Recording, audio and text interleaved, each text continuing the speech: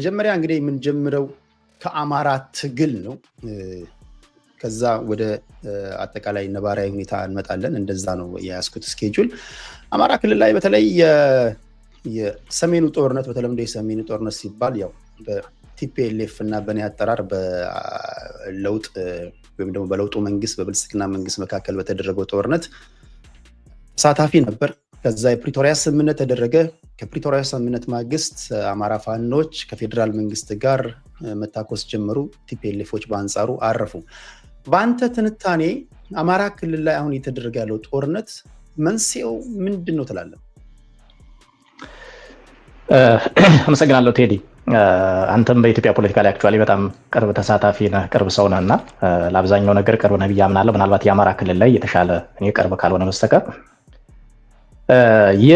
አሁን አማራ ክልል ላይ እየተካሄደ ያለው በመንግስትና በፋኖ መካከል እየተካሄደ ያለው ጦርነት ዋናው መሰረታዊ ችግር የአማራ ህዝብ ያደሩ ጥያቄዎች ሳይፈቱ በመቆየታቸውና በተወሰነ መልኩ ለመፍታትም ፍላጎት የለም በሚል ዋና ምክንያት፣ እንዲሁም ደግሞ እነዚህን ሌጂቲሜት የሆኑ ዋና የአማራ ህዝብ ጥያቄዎችን ታኮ ጥያቄውን እንደ ምሽግ አድርጎ የራሱን ፍላጎት ለማሳካት የሚሄድ አካል አብረው ይዘውት እየተጓዘ ያለ የጦርነት ወይም ትግል ነው አድርጌ ነው የምወስደው። ስለዚህ ዋና መንስኤው ያደሩ የአማራ ጥያቄዎች ባለመፈታታቸው ብቻ ሳይሆን ህዝቡ በመንግስት በኩል እነዚህን ጥያቄዎች ለመፍታት ዝግጁነት የለም የሚል ድምዳሜ ላይ ስለተደረሰ ወደ መሳሪያ ማንሳት ተገብቷል ማለት ነው። ጥያቄዎችን ስናያቸው ትሬንዱን በደንብ ካየነው የወያኔን መንግስት ለመጣል ከፍተኛ ዋጋ የከፈለ የአማራ ህዝብ ነው። እንደምታውቀው በጣም ከፍተኛ ብዙ የህይወት መስዋዕትነት ነው የተከፈለው። ብዙ የፖለቲካ ትግል ተደርጓል። ወያኔን ለመሸኘት ደግሞ ከበቂ በላይ ምክንያት ነበረ። እሱ ከተደረገ በኋላ የለውጡ መንግስት እንደመጣ የአማራ ህዝብ የሚጠብቃቸው ነገሮች ነበሩ። ነገር ግን የሚጠብቃቸው ነገሮች አብዛኞቹ በሚፈልገው ልክ እና በሚፈልገው ፍጥነት የተመለሱለት አልነበረም። ይህ እንግዲህ በርካታ ምክንያት ይኖረዋል። በመንግስት በኩል የሚነሱ ምክንያቶች አሉ፣ እኛም የምናውቃቸው።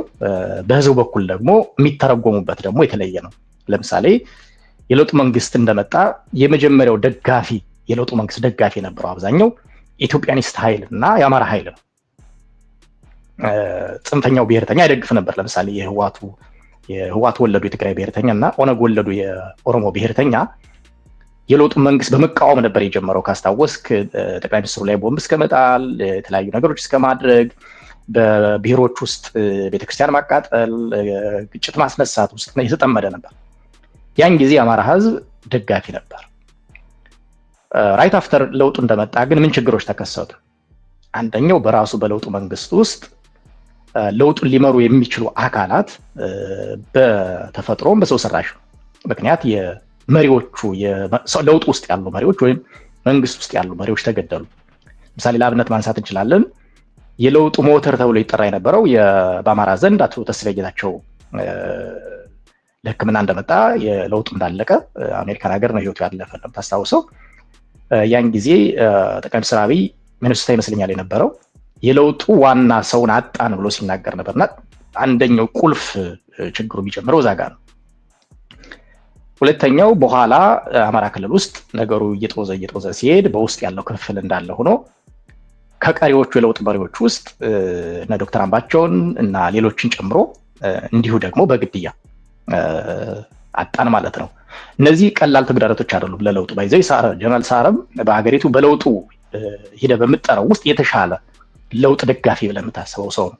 ስለዚህ እነዚህን ሰዎች በተፈጥሮም ሆነ በሰው ሰራሽ አደጋ ማጣቱ ለውጡ በተፈለገው ፍጥነትና እኛ በምንፈልገው መንገድ እንዳይሄድ አድርጎታል የሚል የግል የራሴ አተያይ አለኝ። ሁለተኛው ህዋት በባህሪው ለውጡን አይደግፈውም ነበር ታስታውሰው። ስለዚህ ህዋት ሳቦታጅ ይሰራል በየቦታው የብሔር ግጭት እንዲነሳ ይለኩሳል። በተለይ አማራ ክልል ውስጥ እነ ከሚሴ አካባቢ፣ እነ አጣዬ አካባቢ፣ ወለጋም አካባቢ፣ ቤኒሻንጉል አካባቢ ይለኩስና የለውጡ መንግስት ነው እንዲያደረጋችሁ እያለ ህዝብና መንግስት ቅራኔ ውስጥ እንዲገቡ ከፍተኛ ስራ ተሰራ ማለት ነው። ይሄንን ወያኔ እንደሚሰራው የምናውቅ ሰዎች ጥቂት ነን። አንድ ሁለተኛው በመንግስትም በኩል ይሄንን ለመቀልበስ ለማስተካከል መሄድ ሲገባ ነገሩን ወደ ብሌሚንግ ሽፍት ወደ ክሪቲሳይዝ ወደ ማድረግ ተሄደና የአማራ ህዝብ በጊዜ ሂደት ከለውጡ መንግስት ብሎ ከሚጠራው እየሸሸ እያኮረፈ እየሸሸ ሄደ ማለት ነው። እየሸሸ እንደሄደ ወያኔ ጦርነት አነሳ።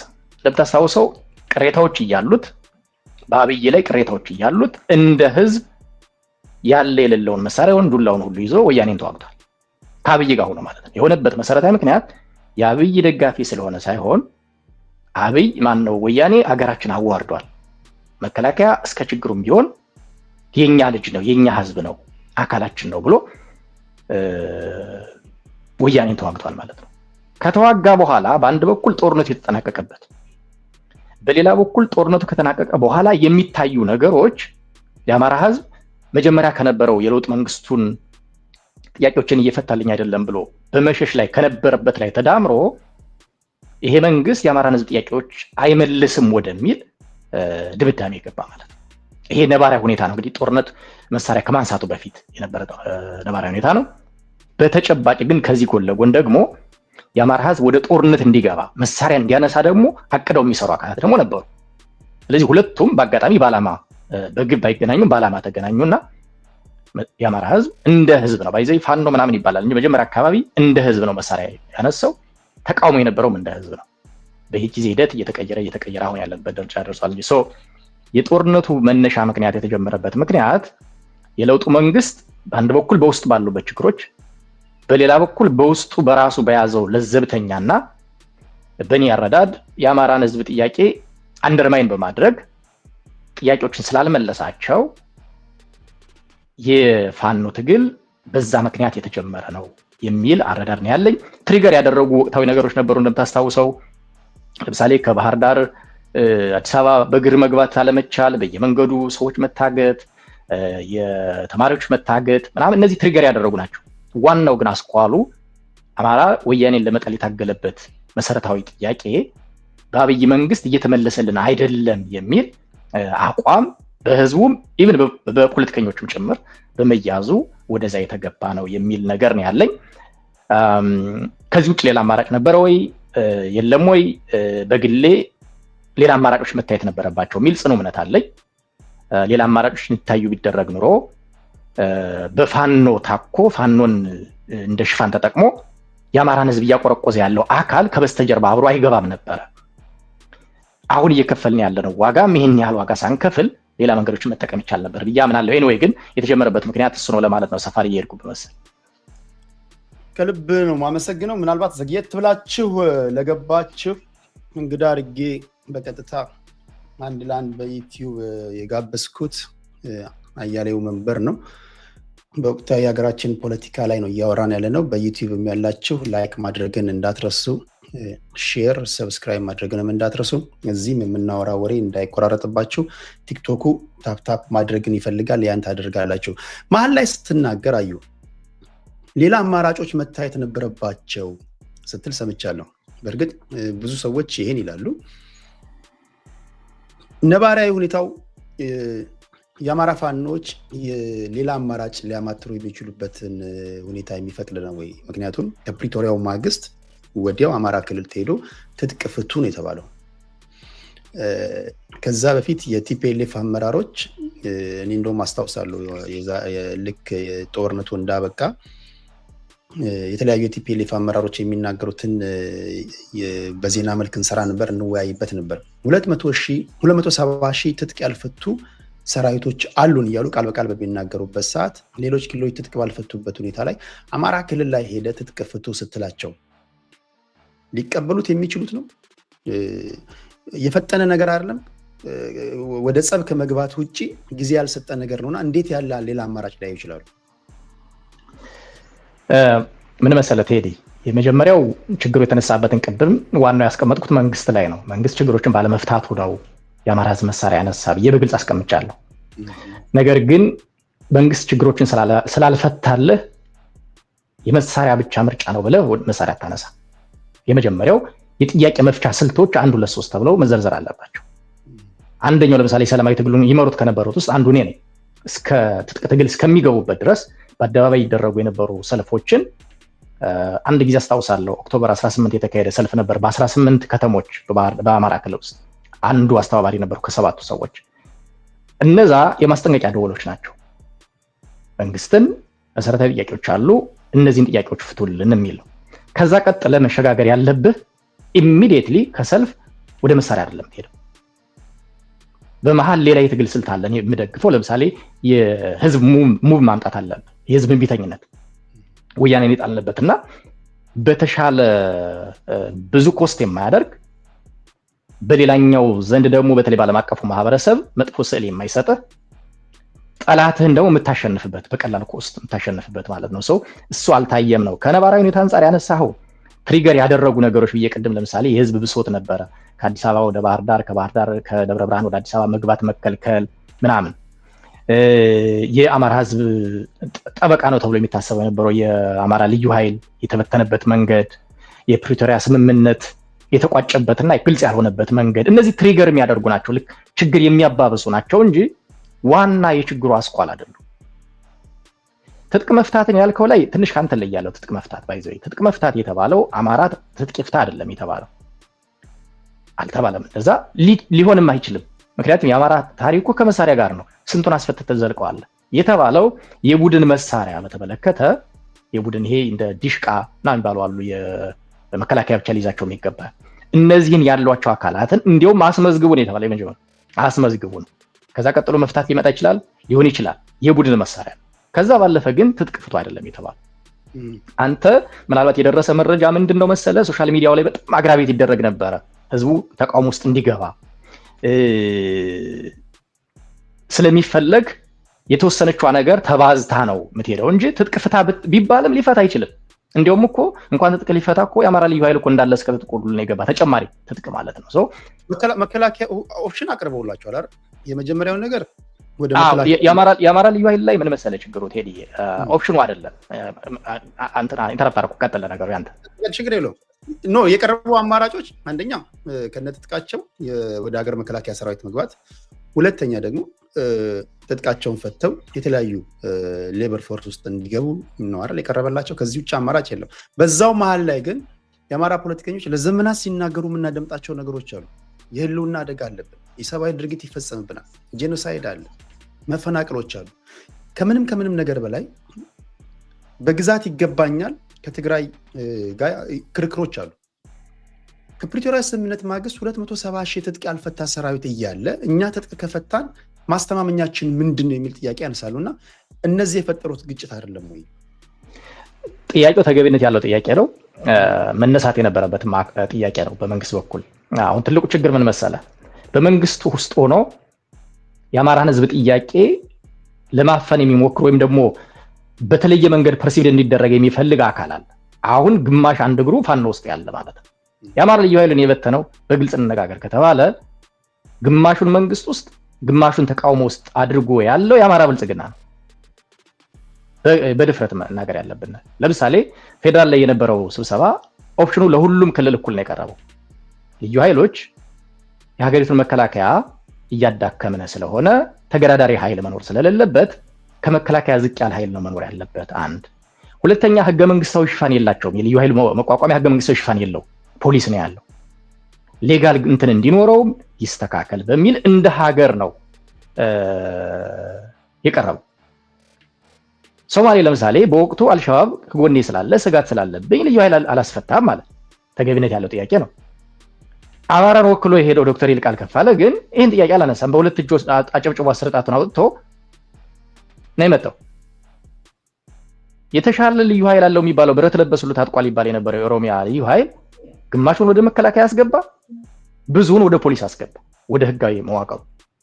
የኛ ከመጣ በኋላ መጀመሪያ መቃወም ነበረባቸው ብልጽግናዎች፣ የአማራ ብልጽግናዎች። ሁለተኛ ከመጡ በኋላ ኮሚኒኬት ያደረጉበት መንገድ ነው የአማራ ልዩ ኃይል እንዲበተን ያደረገው። በቀጥታ በቀጭን ደብዳቤ በአንድ ቀን ይሄ የተባለውን እንትን ልዩ ኃይል መሳሪያ ነው ያለው አይደለ፣ እሳት የሚተፋ በመዋቅር ኮሚኒኬት ሳታደርግ ሳትወያይ ሳትሰበስብ አማራጮችን ሳታቀርብ አንድ ደብዳቤ ሊክ ተደረገ። ሊክ ሲደረግ አሁን ባልኩ መልኩ ፕሮፓጋንዳ ተሰራ። ለምሳሌ መንግስት የአማራን ጥቅል ያስፈታ ለወያኔ ሊያስረክባቸው ወልቃይትን ሊሰጥባቸው ምናምን በሚል ኢሚዲየትሊ ያለዩ ኃይል ምን አደረገ? መሳሪያውን እየያዘ ወደ ጎንደር በረሃዎች ገባ ማለት ነው። የነበረው እና መደረግ የነበረበት የመጀመሪያው እንደ ሶማሌዎች የአማራ ልዩ ኃይል መፍረስ የለበትም ብሎ ስብሰባው ላይ ሀሳብ ማንሳት፣ አሳማኝ ምክንያት አልተነሳም። ያን ያላነሳው ሰውዬ ክንፍ ነው አሁንም ፋኖ ውስጥ እየመራ ያለው። አንድ ሁለተኛ ከመጣ በኋላ ኮሚኒኬት ሲደረግ መነገር የነበረበት በእነዚህ ምክንያቶች እንዲህ አይነት አማራጮች መጥተዋል። ወደ ፖሊስ ብንገባ ምንም ችግር የለውም። ልዩ ኃይልና ፖሊስ ስሙ ካልሆነ በስተቀር የሚቀየረው መሳሪያን ይዘን የምትገቡ ወይ ወደ ፖሊስ እንገባ። ኦሬንስ ደግሞ መከላከያ ተቋሙ ላይ ቁጥር አንሶናል እያልን ስለሆነ እንደ አማራ መከላከያም ላይ ተጽዕኖ መፍጠር የምንችልበት እድል ስለሆነ መከላከያን ብትገቡ ብሎ ራሱን ልዩ ኃይሉን መሰብሰብ ሲገባ ከርዕሰ መስተዳደር ፖሊስ መምሪያ በቀጥታ በአንድ ደብዳቤ እሱ ደብዳቤ ሊክ ተደረገ። ባለሙያዎች እዛ ስለነበሩ ወደ አደባባይ ወጡ። ሰው ልዩ ኃይሉ ፈረሰ ማለት ነው። ልዩ ኃይሉ የፈረሰበት ምክንያት በዚህ ሚስ ኮሚኒኬት ስለተደረገ ነው። አንድ ሁለተኛው ግን ልዩ ኃይሉ ስለፈረሰም አይደለም ፋኖ መሳሪያ ያነሳ ትሪገር ካደረጉት ምክንያቶች አንዱ ነው እንጂ የአማራ ህዝብ ጥያቄዎች ስላልተመለሱ ነው በዋናነት የተነሳ። የትግራይ ትጥቅ መፍታት አለመፍታት የኛ ልዩ ኃይል ትጥቅ መፍታት አለመፍታት አይደለም ዋናው መሰረታዊ ጥያቄ።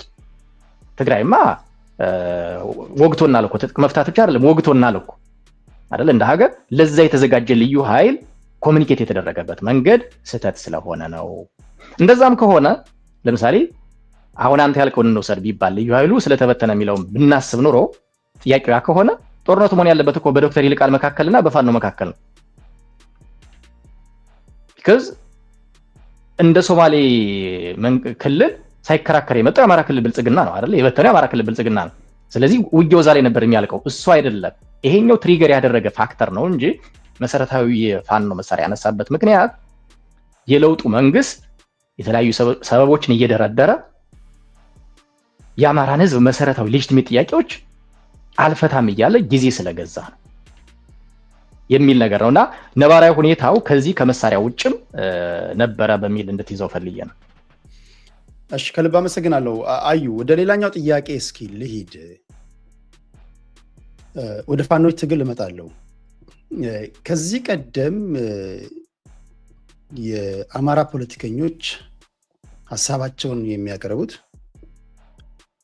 ከኢትዮጵያዊነት ጋር ነበር። ኢትዮጵያዊነትን ሉዓላዊነቷን ያከበረ ህዝቡን ባከበረ መንገድ የብሔር ፖለቲካ ውስጥ አልገቡም ነበር። አንዳንድ ፖለቲከኞች ወይም ደግሞ ተገዳዳሪዎቻቸው ከአማራ ፖለቲከኞች ጋር መደራደርም መነጋገርም ከባድ የሚሆነው ይላሉ። ለመጥቀስ ያህል የጀዋር መሐመድ ንግግር ነው። እኛ እንደ ብሔር ነው የምንመጣው፣ እነሱ እንደ ኢትዮጵያ ይመጣሉ። እኛ ኦሮሞ ብለን ስንመጣ እነሱ ኢትዮጵያ ብለው መጥተው ለመነጋገርም ለመከራከርም እንዳይመቸው ነው ይመጣል። በጣም ከባድ ይሆንብን ነበር። አሁን ግን በዚህ ዘመን ካደረግናቸው ትግሎች ስኬታችን ጠቅላይ ሚኒስትሩን ስልጣን ላይ ማስቀመጥ ሳይሆን አማራን አማራ እንዲል ማድረጋችን ነው የሚል ፐብሊክ ሪከርድ የሆነ ንግግር አላቸው። ከኢትዮጵያዊነት ወደ ብሔርተኝነት ወይም ደግሞ አማራ ማለት አንዳንዶች ሊያሸንፉ ከሚችሉበት የመጫወቻ ሜዳ አውጥተናቸው ሊያሸንፉ ወደማይችሉበት የመጫወቻ ሜዳ ከተናቸዋል። አማራ ይላሉ፣ በቃ ክልል 3 ላይ አማራ እያሉ ይቀመጣሉ። ሌላው ብሔር ኦኬ አማራ ከሆነ እዛው እንደምትሆኑት ሁኑ እንጂ አሊያንስም የለም መተባበርም የለም። ስለዚህ ወደ ማያሸንፉበት የመጫወቻ ሜዳ ላይ ከተናቸዋል ይላሉና ምናልባት ይሄን ነገር እንዴት ታየዋለህ? አማራ በዚህ ዘመን ፖለቲከኞቹ ማለት ነው ከኢትዮጵያዊነት ወደ ብሔርተኝነት መምጣታቸው ትክክለኛ እርምጃ ነው ብለህ ታስባለህ? በሁለት ከፍለን እንየው ቴዲ። አማራን አማራ እንዲል ማድረጉ በወያኔ ዘመንና አማራን አማራ እንዲል ማድረጉ በአሁኑ በኦሮሞ ፖለቲከኞች በሚመሩት የፖለቲካ መድረክ ውስጥ አድርገን እንየው። በወያኔ ዘመን ወያኔ አናሳ ብሔር ውስጥ የወጣ ስሞል ግሩፕስ ነው ይሰራው የነበረው ፕሮፓጋንዳ። የአማራ ህዝብ ትልቅ ህዝብ ስለሆነ፣ ብዙ ህዝብ ስለሆነ፣ ነፍጠኛ ስለሆነ፣ ትምክተኛ ስለሆነ በኢትዮጵያ ታሪክ ውስጥ ሆኖ እኛን መሰል አናሳ ብሔረሰቦችን 80 ምናምን ያደርጋቸዋል። ሲጨቁነን የኖረ አሁንም አማራ ወደ ስልጣን የሚመጣ ከሆነ እናንተን ይጨቁናችኋል ነው። 80 ስሞል ብሔር ብሔረሰብ እንትናቸውን የሚያዞሩት ወደ አማራ ነው በወያኔ ቅስቀሳ ጊዜ ማለት ነው።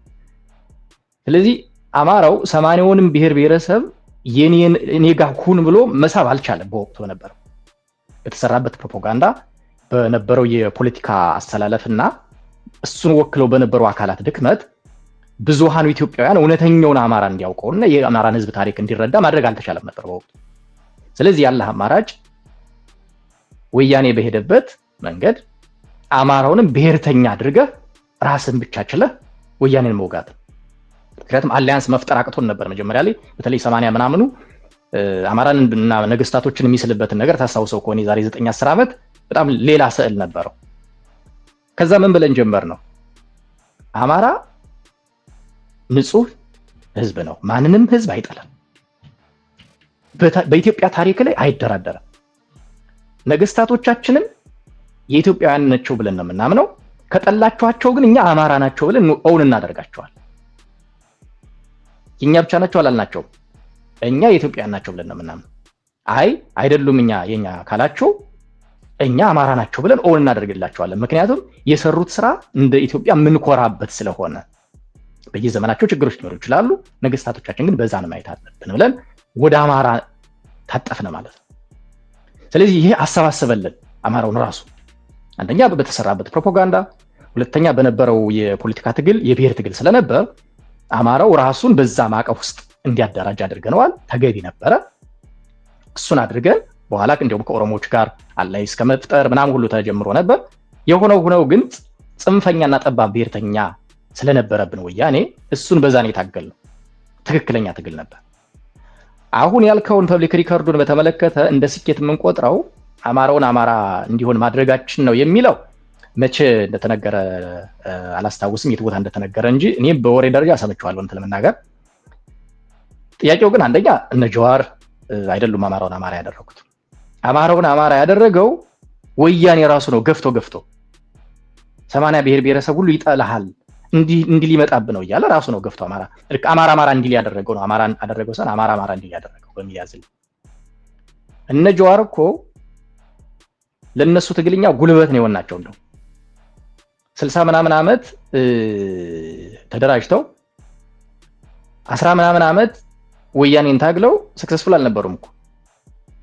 አማራው ግን አማራ መሆኑንና አማራ ሁሉ አደረጃጀቱን ይዞ ሲመጣ 3 ዓመት ነው የፈጀብን ወያኔን ለመጣል። ስለዚህ እነሱ አይደሉም ያደራጁ፣ በራሳችን በአማራ ልጆች የተደራጀ በአማራ ልጆች የተመራ በአማራ ልጆች ጫፍ የደረሰ ትግል ነው ያለ። በራሳችን ታቅዶ ታለሞ የተሰራ ማለት ነው። አሁን ያለውን በተመለከተ ግን ንግግራቸው ትክክል የሚሆንበት ጊዜ አለ። ምክንያቱም እኛ አማራና አማራ ብሔርተኝነት ብለን የመጣ ነው ያን ራዲካሊስት ቡድን በራሱ መንገድ ተጉዘ አናሳ ብሔርነን እያለ 80ውን ያስነሳብን ነበር። ያሁኑ ግን በዛ አይደለም፣ አስተላለፍ ቀይሮ ነው የመጣ። ስልጣን ላይ የወጣ ነው ብዙ ህዝብ ስለሆነ ስለሚገባን ነው። የኢኮኖሚ ድልድል ስትሰራ የኦሮሞ ህዝብ ከአማራ ህዝብ ወይም ከብዙሃኑ ህዝብ በተወሰነ ፐርሰንት ይበልጣል የሚል የሴስ ዳታ ማልቀበለው ስላለ የተወሰነው ኮታ እኛ ጋር ይገባናል። ለምሳሌ የሲቪል ሰርቪስን የፌደራል ሲቪል ሰርቪስን እና አዲስ አበባን አሁን እየተሰራ ያለውን በቅርበት የምትከታተል ከሆነ ሲቪል ሰርቪስ እንትኑ እየተሰራ ያለው በቁጥር ኮታ ነው። ወያኔ እንደዛ አልነበረም የሚያደርግ የነበረው፣ በቁጥር ኮታ አልነበረም የሚያደርግ የነበረው። ወይ በብቃት ነው ወይ ደግሞ ለሱ የሚሆኑትን ሰዎች በማስቀመጥ ላይ የተመሰረተ ነው። ስለዚህ አሁን ጀዋር የሚለው ለወያኔ ዘመን በራሳችን ነው፣ ለአሁኑ ግን ከሆነ ትክክል ነው። ምክንያቱም እኛ አማራ ስንልላቸው በዚህኛው ባናሳው መንገድ የትግል ስልት እየተጓዝነ እነሱ በማጆሪቲው የትግል ስልት መጣው ዶሚኔት አድርገው እየተጓዙ ነው ያሉት። ስልጣናችንን የምናስጠብቀው ይሄኛውም የትግል ስልት ይዘን ብንመጣ ነው ብለው ያምናሉ። የነሱ ስኬት ባይሆንም እነሱ ያመጡት ባይሆንም የአማራን ብሔርተኝነትና የአማራን ትግል ታይሚንጉ አሁን ከሆነ ያን የሚናገሩት ትክክል ነው ብዬ አምናለሁ። ለዛም ነው የአማራ ትግል ራሱን መገምገምና የትግል ስትራቴጂዎችን መቀየር አለበት ብዬ የምናገረው። አንተ ቤትም የመጀመሪያው አንድ ቀን መጥቼ ነበር፣ 1 2 ቀን 3 ቀንና ለብዙሃኑ የማይመች የሚመስል ሐሳቦች እንዲያራምድ ነበር። ምክንያቱም አብዛኛው ሰው የአማራ ብሔርተኝነት ብሔር ፌደራሊዝም የሚል እንደንትን ተግቶታል እንደ ርጎ። መርዝ ይኑረው ምን ይኑረው ሁሉ መለየት በማይቻልበት ሁኔታ ማለት ነው። እንደመጣው ኢሚዲየትሊ የተቸውት አሁን ያለው ብሔርተኝነት ችግር አለበት ነው። ሁለተኛው የብሔር ፌዴራሊዝሙ አሁን ባለው ትግል ውስጥ ብቻ ሳይሆን በፊትም ማንከላከልለት የነበረ ነው። ስለዚህ አግባብ አይደለም በሚለው እና ይሄኛው አስተላለፍ አሁን ላለው ራሱን ብዙ ነኝ በኢትዮጵያ ፖለቲካ ውስጥ ዶሚኔት አደርጋለሁ ብሎ ለሚለው አካል እኛ በብሔርተኝነቱ ውስጥ ገብተን እንታገለው ካለ ትክክል ነው፣ ለነሱ አድቫንቴጅ እንሰጣቸው ብዬ አምናለሁ። ነገር ግን የነሱ ስኬት አይደለም አማራውን ብሔርተኛ ማድረግ፣ የኛ የራሳችን ነው። ብሔርተኛ ያደረግነው ራሳችን ነን። አሁን ባለው ሁኔታ ግን አማራው ብሔርተኛ ሆኖ አጥሮ ስለተቀመጠልን ለኛ አቫንስ ሰጥቶናል ቢል የስ ትክክል ነው፣ ሰጥቷቸዋል እንጂ ካስታወስክ እኮ ዶክተር አምባቸው ወደ አማራ ክልል ሲሄድ የጀዋር አንድ ንግግር አለው፣ ታሪካዊ ንግግር በጣም ከዚህ በሜንጫ ቆረጥናቸው ከሚለው ባልተናነሰ ዶክተር አምባቸው አልትራ ናሽናሊስት ነው ብሎ እኮ የተናገረ ሰው ነው። ቴክኒካሊ ዶክተር አምባቸው በሰላም ክልሉን እንዳይመራ የአማራን ህዝብ እድገትና ለውጥ እንዳያመጣ ቀድሞ የሚሰራ የጥሉት አይነት ዘመቻ ማለት ነው። እኛ ውስጥ ከተሰራው ዘመቻ ባልተናነሰ እኮ በዛ ልክ የገለጸ ነው። ዶክተር አምባቸውን ግን ባህሪውን ስናየው፣ ታሪኩን ስናየው፣ አካዳሚካል ስታቱስን ስናየው፣ ፖለቲካል ቪውን ስናየው እንዲሁም ከአልትራ ናሽናሊስቱ ይልቅ ወደ ሀገራዊ ጉዳዮች ላይ ትንሽ ዘንበል የሚል አይነት ባህሪ የነበረው ሰው ነውና አሁን ያልካቸው ሰዎችና ሌሎች ለትግሉ ይጠቅመናል እስካሉ ድረስ የተዛባ ነገር በመናገርም ይሉኝታ የላቸው። ነገር ግን ስህተት ነው በሚል ያዝልኝ። እሺ ወደ ሌላኛው ጥያቄ ልምጣ። ወደ ፋኖ ጥያቄ መመለሳለሁ። ዛሬ ወደዚህ ከመግባቴ በፊት አራቱ የፋኖ አደረጃጀቶች ያወጡትን መግለጫ እያነበብኩ ነበርና ለአክቲቪስቶች በተለይ ከሀገር ውጭ ላላችሁ ብለው እንደ ማስጠንቀቂያም እንደ ምክር አዘልም የጻፉትን አንብቤያለሁ። ከዚህ ቀደምም የፋኖ አመራሮች በተለያዩ ጊዜያቶች የሚሰጧቸው መግለጫዎችም እንደዚሁ ሳደምጥ ነበር። መሬት ላይ ባሉትና አየር ላይ ባሉት ፖለቲከኞች ሰፊ ልዩነት አለ።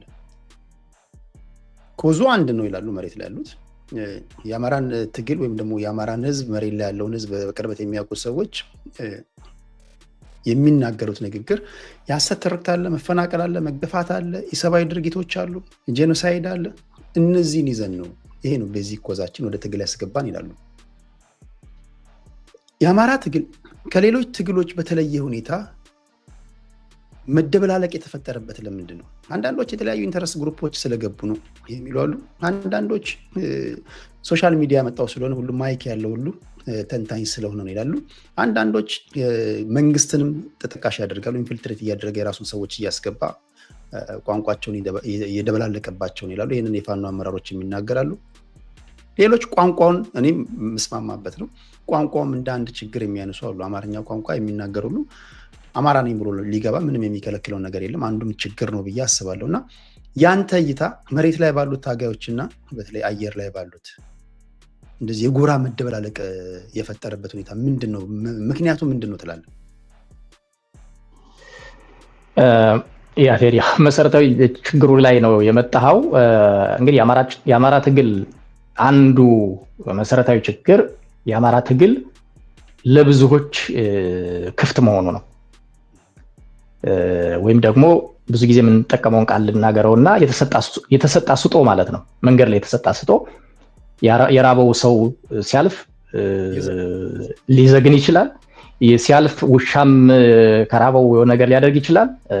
የፈለግ ምግብ ይበላል ብሎ የሚያምን አካል ሁሉ ሊዘግነው የሚችለው ነገር ነው። ስለዚህ የአማራ ትግል መሰረታዊ ችግር ትግሉ ለሁሉም ክፍት መደረጉ ነው።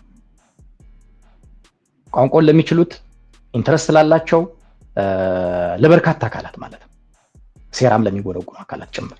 ይሄ አንዱ ትልቁ ችግር ነው። ይሄ ስለሆነ እውነተኛና ሐቀኛ የሚባሉ የአማራ ትግል ጥያቄዎች በአንድ በኩል ሲኮስሱ ታያቸዋለህ፣ በደንብ እንዳይነገሩ ሲደረጉ፣ በሌላ በኩል እነሱ እንዳይመለሱ ደግሞ እነሱን ታኮ የሚመጣ ተጨማሪ ጥያቄ ጅራት ታያለህ። ስለዚህ የአማራ ትግል የበርካታ ኃይሎች እጅ ያለበት ስለሆነ ትግሉ በፈለግነውና በፈለጉት ልክ ወደፊት እንዳይሄድ ፈተና ሆኖታል የሚል ነገር አለ። ጥራዝ ነጠቅነትም በጣም በዝቷል። ከዚህ ባለፈ አማርኛ ቋንቋ የጋራ እንደመሆኑ መጠን ትንሽዬ የሰማትን ነገር አባዝቶ የሚናገር ከተባለው አውድ ውጭ የሚተረጉም የበርካታ ኃይሎች እንትን ያለበት ነው። የማይመለከታቸው አካላትም ትግሉን ልምራ ብለው የሚመጡበት የትግል ስልት ነው የአማራ። አሁን ለምሳሌ ኦሮሞ ውስጥ አማራ ወይ ደቡብ ወይ ሲዳማ ወይ ጋምቤላ ትግል ውስጥ አታየውም፣ ሲመራም አታየውም። ኢቭን ሲናገርም የምታየው የተወሰነ ሰው ነው ስለ ኦሮሞ ጉዳይ ስላልተበደለ አይደለም ኦሮሞ ያን ስለማይፈቅድ ነው ሁኔታው። አማራ ላይ ግን ማን ይመጣል? ለምሳሌ ኦሮሞ ሊመጣ ይችላል፣ ትግሬ ሊመጣ ይችላል፣ ጉራጌ ሊመጣ ይችላል። የፈለከው የብሔር ብሔረሰብ ሲመጣ ከቀናነት ዌልካም ነው የምትለው መሆንም አለበት። ነገር ግን ምን ያደርጉታል መሰለ? ከፊት ይመጡና ራሳቸው ፈላጭ ቆራጭ ይሆናሉ ከአማራዎቹ በላይ ማለት። ይሄ በአንድ በኩል የአማራን ጥያቄ በደንብ ሳይረዱ እንዲተነትኑ ይጋብዛቸዋል።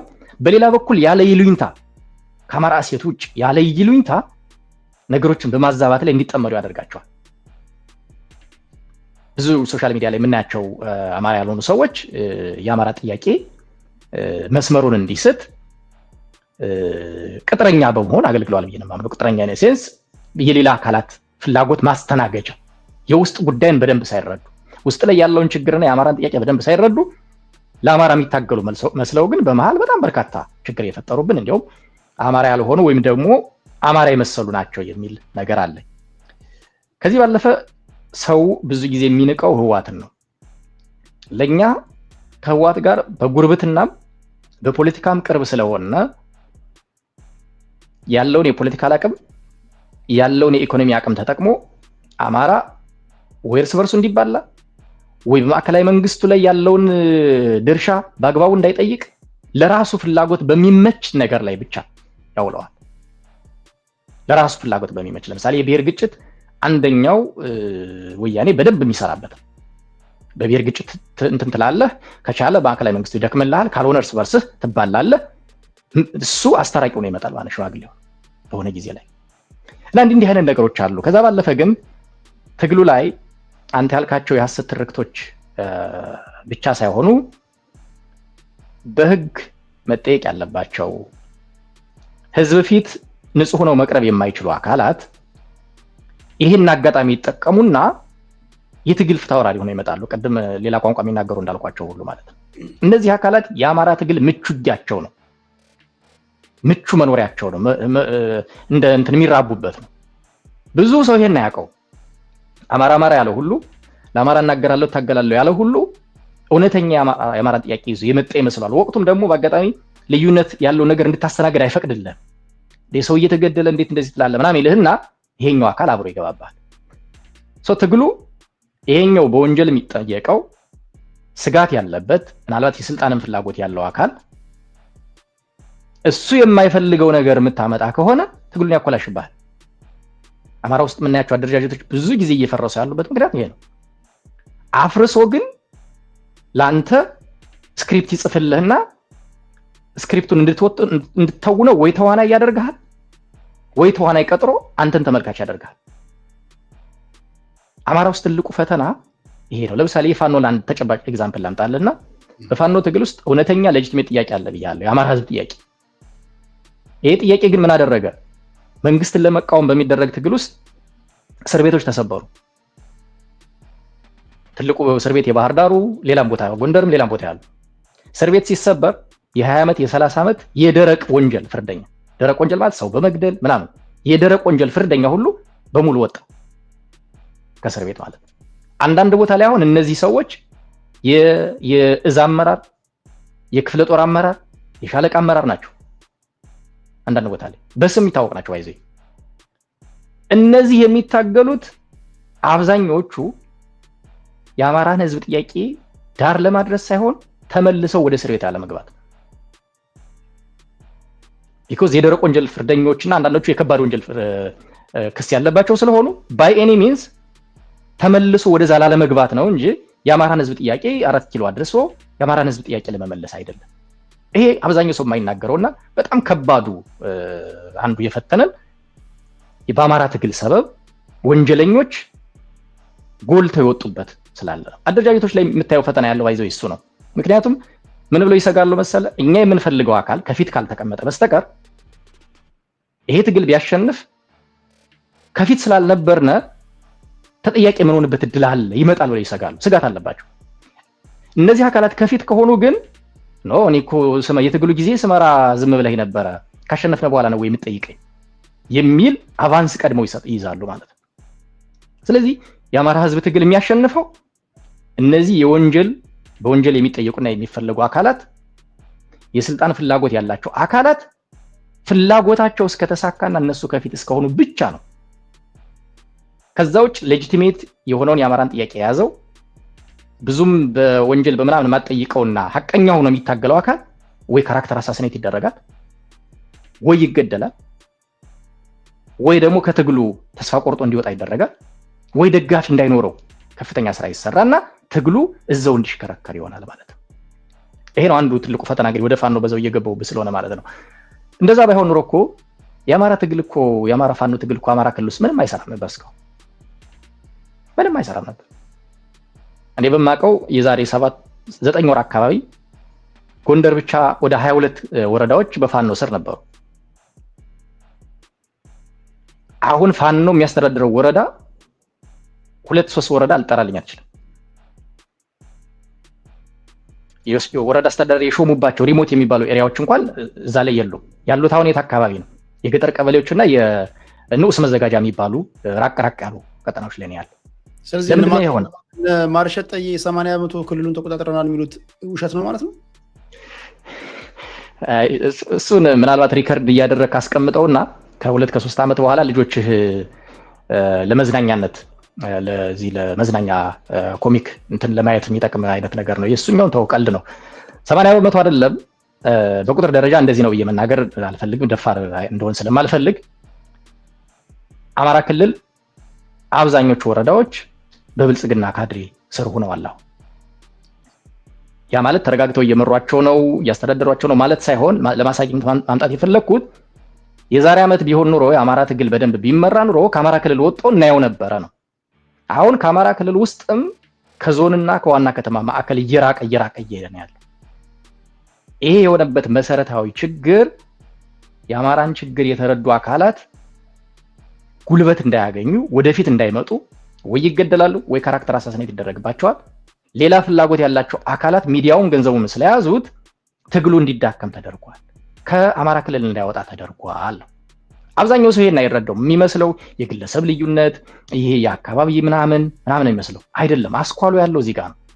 የአማራን ትግል ሃይጃክ ያደረጉ አካላት አሉ። ያንን ደግሞ በድፍረት ምን መጥተው ይናገራሉ መሰለ? እኔና አንተን መሰሎችን የአማራን ትግል ሃይጃክ ያደረጉት ያበላሹት እነሱ ናቸው። ሚና እንኳን የሌለንን ማለት ነው። ለምን እንደው እንደዛ የሚሉት? እኔና አንተ መሰልና ሌሎች ሰዎች የነዚህን ሰዎች ችግር እናውቀዋለን በደንብ። ስለዚህ ምን ያደርጋሉ? እኔና አንተን የመሰለ ወይ ሳምበዲ ሰርድ ፓርቲ ይቀጥሩና ፔድ ያደርጉና ካምፔን ያደርጉባል።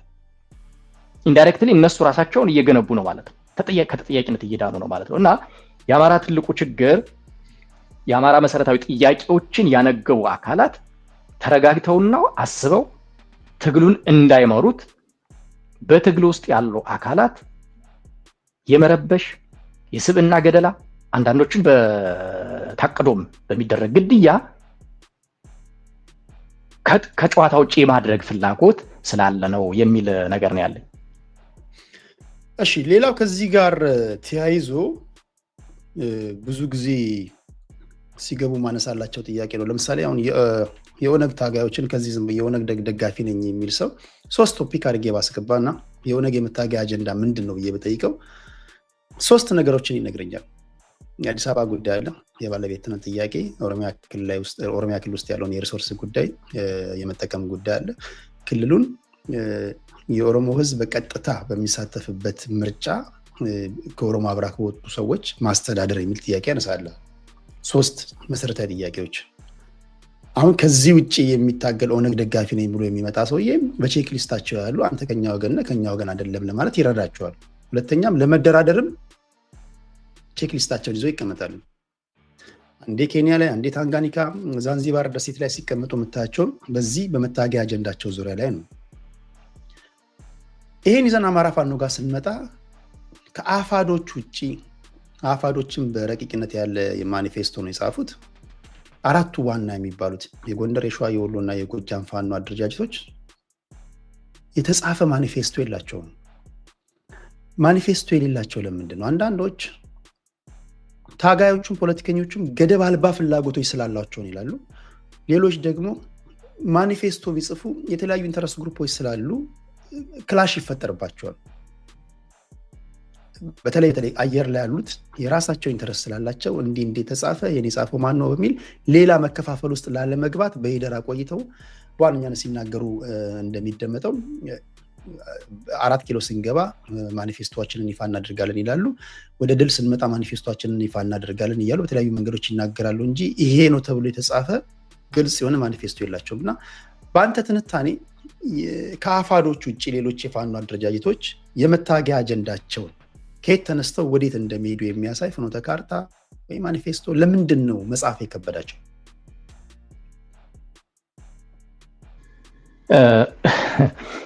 መሰረታዊ ጥያቄ ነው ያነሳው ቴዲ። ባይዞ አፋሕድም አሁን ነው ማኒፌስቶ ያመጣ። ሙሉን ክሬዲት ለሱም መስጠት የለብንም ተጠያቂ ስለሚሆን አብሮ ማለት ነው። ግን አትሊስት አሁን እያሳየን ያለ ነገር ስላለ እሱን ክሬዲት እንሰጣለን። ዋናው መሰረታዊ ጥያቄ የአማራ ህዝብ ጥያቄ ተብለው የሚታወቁ ጥያቄዎች አሉ። ልክ የኦሮሞ 3 ምናምን እንዳልካቸው የኛም ወደ 6 የሚደርሱ ለረጅም ዓመት የታገልንባቸውና እየታገልንባቸው ያሉ ጥያቄዎች አሉ። አሁን ወደ ትግል ሲገባ ግን ማኒፌስቶ ማምጣት ያቃታቸው መሰረታዊ ችግር ትግሉ በሚጀመርበት ጊዜ ታቅዶ ግቡና መዳረሻው መነሻው ተተንትኖ አይደለም የተጀመረው። ትሪገር ያደረጉ ፋክተሮች ናቸው መሳሪያ እንድናነሳ ያደረጉት። ቅድም ስነግር እንደነበረው መሰረታዊ የአማራ ጥያቄዎች እያሉ ወቅታዊ የሆኑ ጉዳዮች ጎልተው እንዲወጡ ተደርጎ ነው ትግል የተጀመረው። ለምሳሌ ከአዲስ አበባ ባህር ዳር መሄድ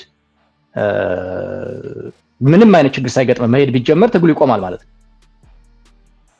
አንደኛው አዲስ አበባ አትገቡም ብለህ ከታገልክ ኦኬ አዲስ አበባ ትገባለህ ከተባለ ታቆማለህ ማለት ነው። እንደዛ እንደማለት ነው። ሰው እንዲህ አይነት ነገሮች ናቸው ትግሉ ላይ ተጽዕኖ ይፈጥሩ የነበሩት።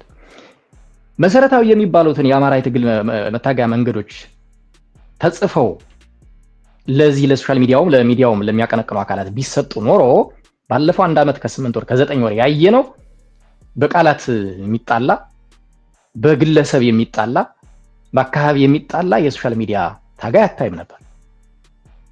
በየቀኑ የሚመጡ አጀንዳዎች አንተም እዚህ ስላለ ሶሻል ሚዲያ ላይ ታያዋለህ። አንድ ቀን ሳምበዲ አጀንዳ ይሆናል፣ አንድ ቀን የሳምበዲ ንግግር አጀንዳ ይሆናል። እንደዛ እየሆነ ነው የመጣበት። ስለዚህ የዚህ ኮር ችግር ትግሉ ከመጀመሩ በፊት የትግሉ መነሻና መዳረሻ ግቦች፣ የትግሉ ዓላማ፣ አመራር ሊሰጥበት የሚገባ ነገር በደንብ ተሰልቶ ተይዞ አይደለም ወደ ትግል የተገባው። ብዙዎቻችንም ከዚህ ከትግሉ ራቅ ብለን ዝም ብለን በታዛቢነት ጭምር የቆየንበትም ምክንያት ትግሉ ከመጀመሩ በፊት የነበረን ግምገማ ስለነበረ፣ የሌላ ቦታም ተናግሬዋለሁ፣ የነበረን ግምገማ ስለነበረ። ስለዚህ ያንን ያላደረጉ የትግል መሪዎች ናቸው አሁን ትግሉ ፌል እንዲያደርግ ያደረጉት ማለት ነው። ያ የሆነበት ምክንያት ምንድን ነው? አንደኛው ወደ ትግል ጎትቶ ያስገቡ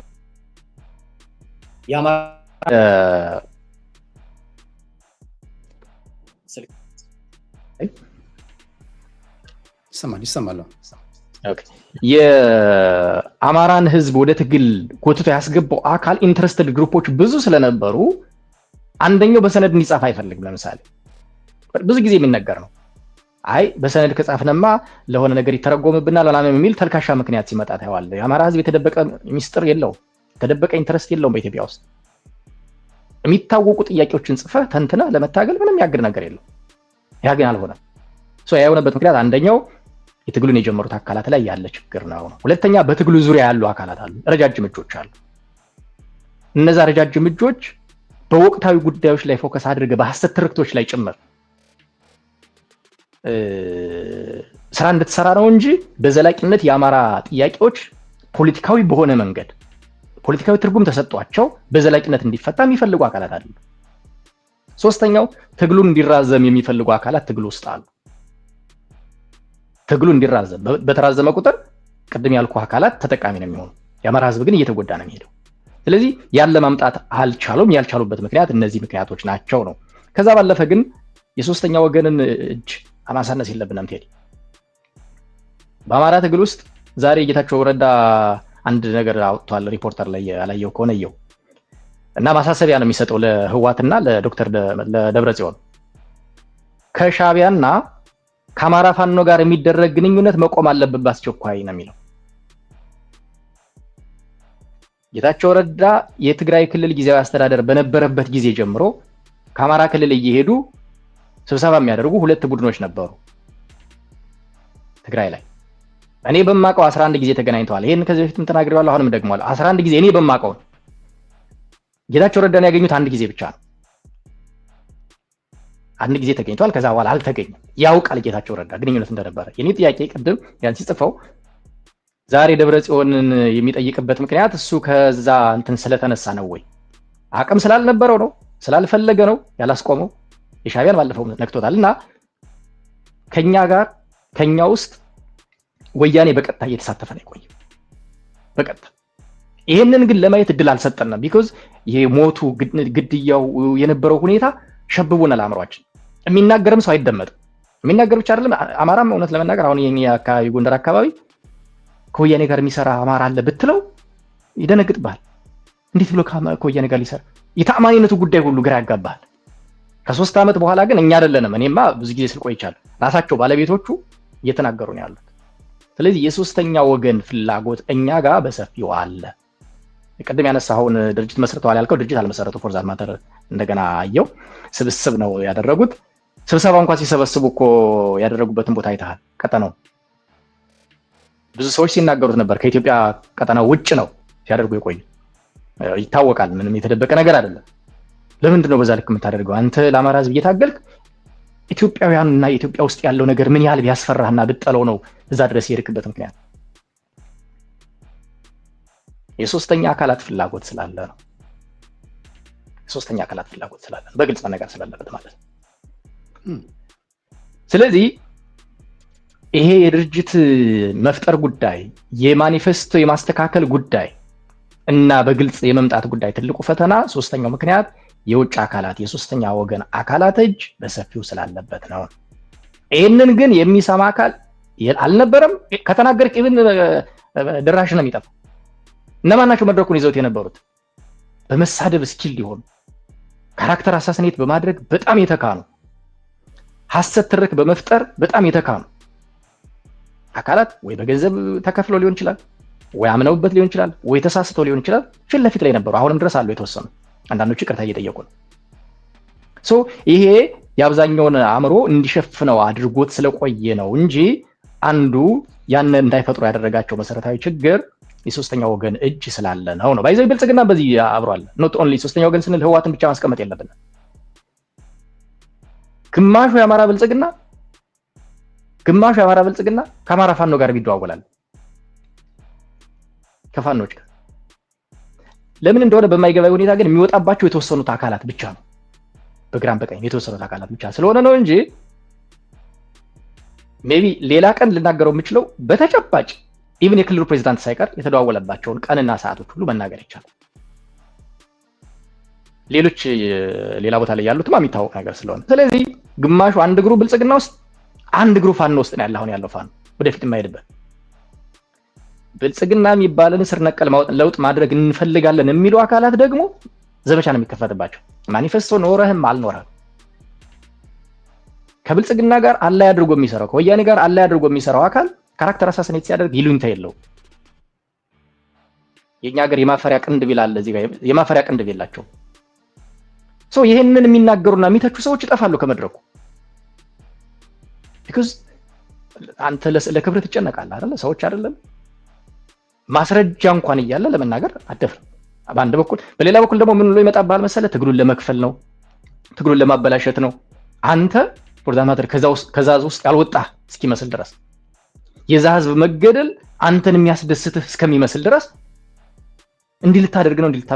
ትናንትና በዚህ 2 ቀን ውስጥ አይተህ ከሆነ በጎጃም ፋኖች በዘመነ ደጋፊና በወሎ ፋኖች በጀነራል ተፈራና በመሪ ደጋፊዎች መካከል ያለው የታየው ነገር ያለፈው 6 ዓመት ግልጽ ማሳያ። ባለፈው 6 ዓመት የመሪና የተፈራው ደጋፊዎችም አሁን የግማሹ ራሱን የአማራ ፋኖ ብሎ የሚጠራው አካል ምርኩዞች ሆነው ነው ሌላውን አማራ እንትን ሲሉ የነበሩት። ብዙዎቹ ስላልገባቸው ማለት ነው። ብዙዎቹ ስላልገባቸው አሁን ግን በራሳቸው ላይ ስትመጣባቸው መቃወም ጀመሩ። የአማራ ትግል ችግሩ አብዛኛው ነገር ይሄ ነው። የአማራን አድዋ የመፍጠር ፍላጎት አማራ ክልል ውስጥ ስላለ ብላክ ኤንድ ዋይት መነገር ያለበት ማለት ነው። አሁን እሱ ጊዜ እየጨለመ ነው፣ አይሆንም። ብዙዎቹ ሳይናገሩ ቆይተዋል። የተገደሉ አሉ። ማጣት የሌለብን ሰዎች አጠናል በዚህ ትግል ውስጥ። ከዚህ በኋላ ግን በስም እየጠሩ በግልጽ መነገር አለበት። ያ አይቀጥልም ነው እና እሱን ለማለት ነው። ቴዲ አመሰግናለሁ። እዚህ ያላችሁ ታፕ እያደረጋችሁ አሁን ወደ እስቲ አንተን ወደሚመለከት የግለሰብ የማጥራት ጥያቄ ልጠይቅህ ቀለል አድርጌ። የብሔር ፖለቲካ በራሱ ለመቆም ሁሉም ሰው እንደሚያውቀው ኮዝ ይፈልጋል። ደሞመንት ኮዝ ሲያጣ እነሱ የሚላቸውን አካላት ካጣ እርስ በርስ ወደ ጎንዮሽ መወጋጋት መሄዱ የተለመደ ነው። ኦሮሞ ውስጥ፣ ትግራይ ውስጥ፣ ጉራጌ ውስጥ፣ ስልጤ ውስጥ ሁሉም ጋር የምናየው ነገር ነው። በእኔ እይታ ምናልባት የአማራ ለየት የሚያደርገው ሁሉም ሊሰማ ውስጥ በሚችልበት ቋንቋ ስለሚናገሩ ሊሆን ይችላል ብዬ ልውሰደው። ያንተ ሀሳብ እንዳለው ነው።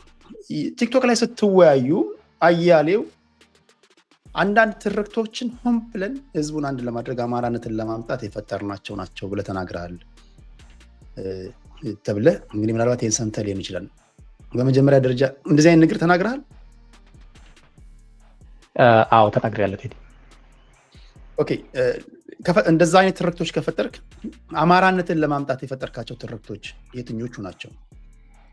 ምናልባት መናገር ካልፈለክ ወደ ሌላው ጥያቄ መሄድ ይችላል። የመጀመሪያው እኔ አይደለሁም የፈጠርኩት፣ የፈጠርናቸው አሉ። ኢቭን የፈጠሩት አካላት ፈቃደኛ ከሆኑ በሚል በአንደር እንትን ያስቀመጥኩት እና ንግግሩም ከዛ ጋር የተቀዳ ስለሆነ እንግዲህ ሀሳብ እኔ ስላልፈጠርኩት የፈጠሩት አካላት ጊዜው ሲደርስና ሲፈቅድ ይናገሩበታል ስላሉ በአጋጣሚ የፈጠሩት አካላት አሁንም ስላሉ ማለት ነው።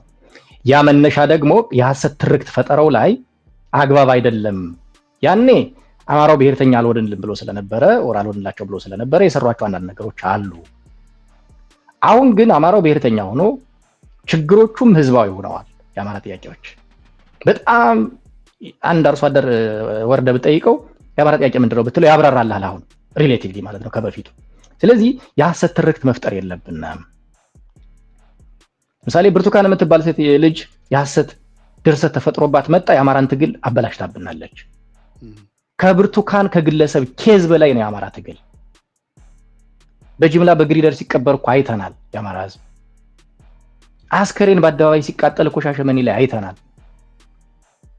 ስለዚህ ሐቀኛና እውነተኛ የአማራ ጥያቄዎችን በማይረባ በተሳሳተ ነገር እያመጣን ምንድነው ዝቅ ማድረግ የለብንም በሚል የተናገርኩት ንግግሩ ሰዎች በሚፈልጉበት መንገድ ተርጉመውት አይቼዋለሁ። እሱ ያው እንግዲህ እንደ ሰዎች አረዳድ ግን ትርክቱ ለምሳሌ እኔ ራሴ የማምንበት ፖለቲከኞች ትላልቅ ፖለቲከኞች ከትላንት ወዲያ አያቶቻችን የሚሆኑ ሰዎችም ዛሬም ድረስ የሚናገሩት አማራ ገዢ መደብ በድሎናል የሚለውን እንደ አንድ ፖለቲከኛ ትቀበላለህ አትቀበልም? እንደዚህ አይነት የሐሰት ትርክት እዚህ ህዝብ ላይ እንደተተረከ ታምናለህ ወይስ ኮምፕሊትሊ ውሸት ነው ትላለህ? እንደገና እስኪ ፓራፍራይዝ አድርግ።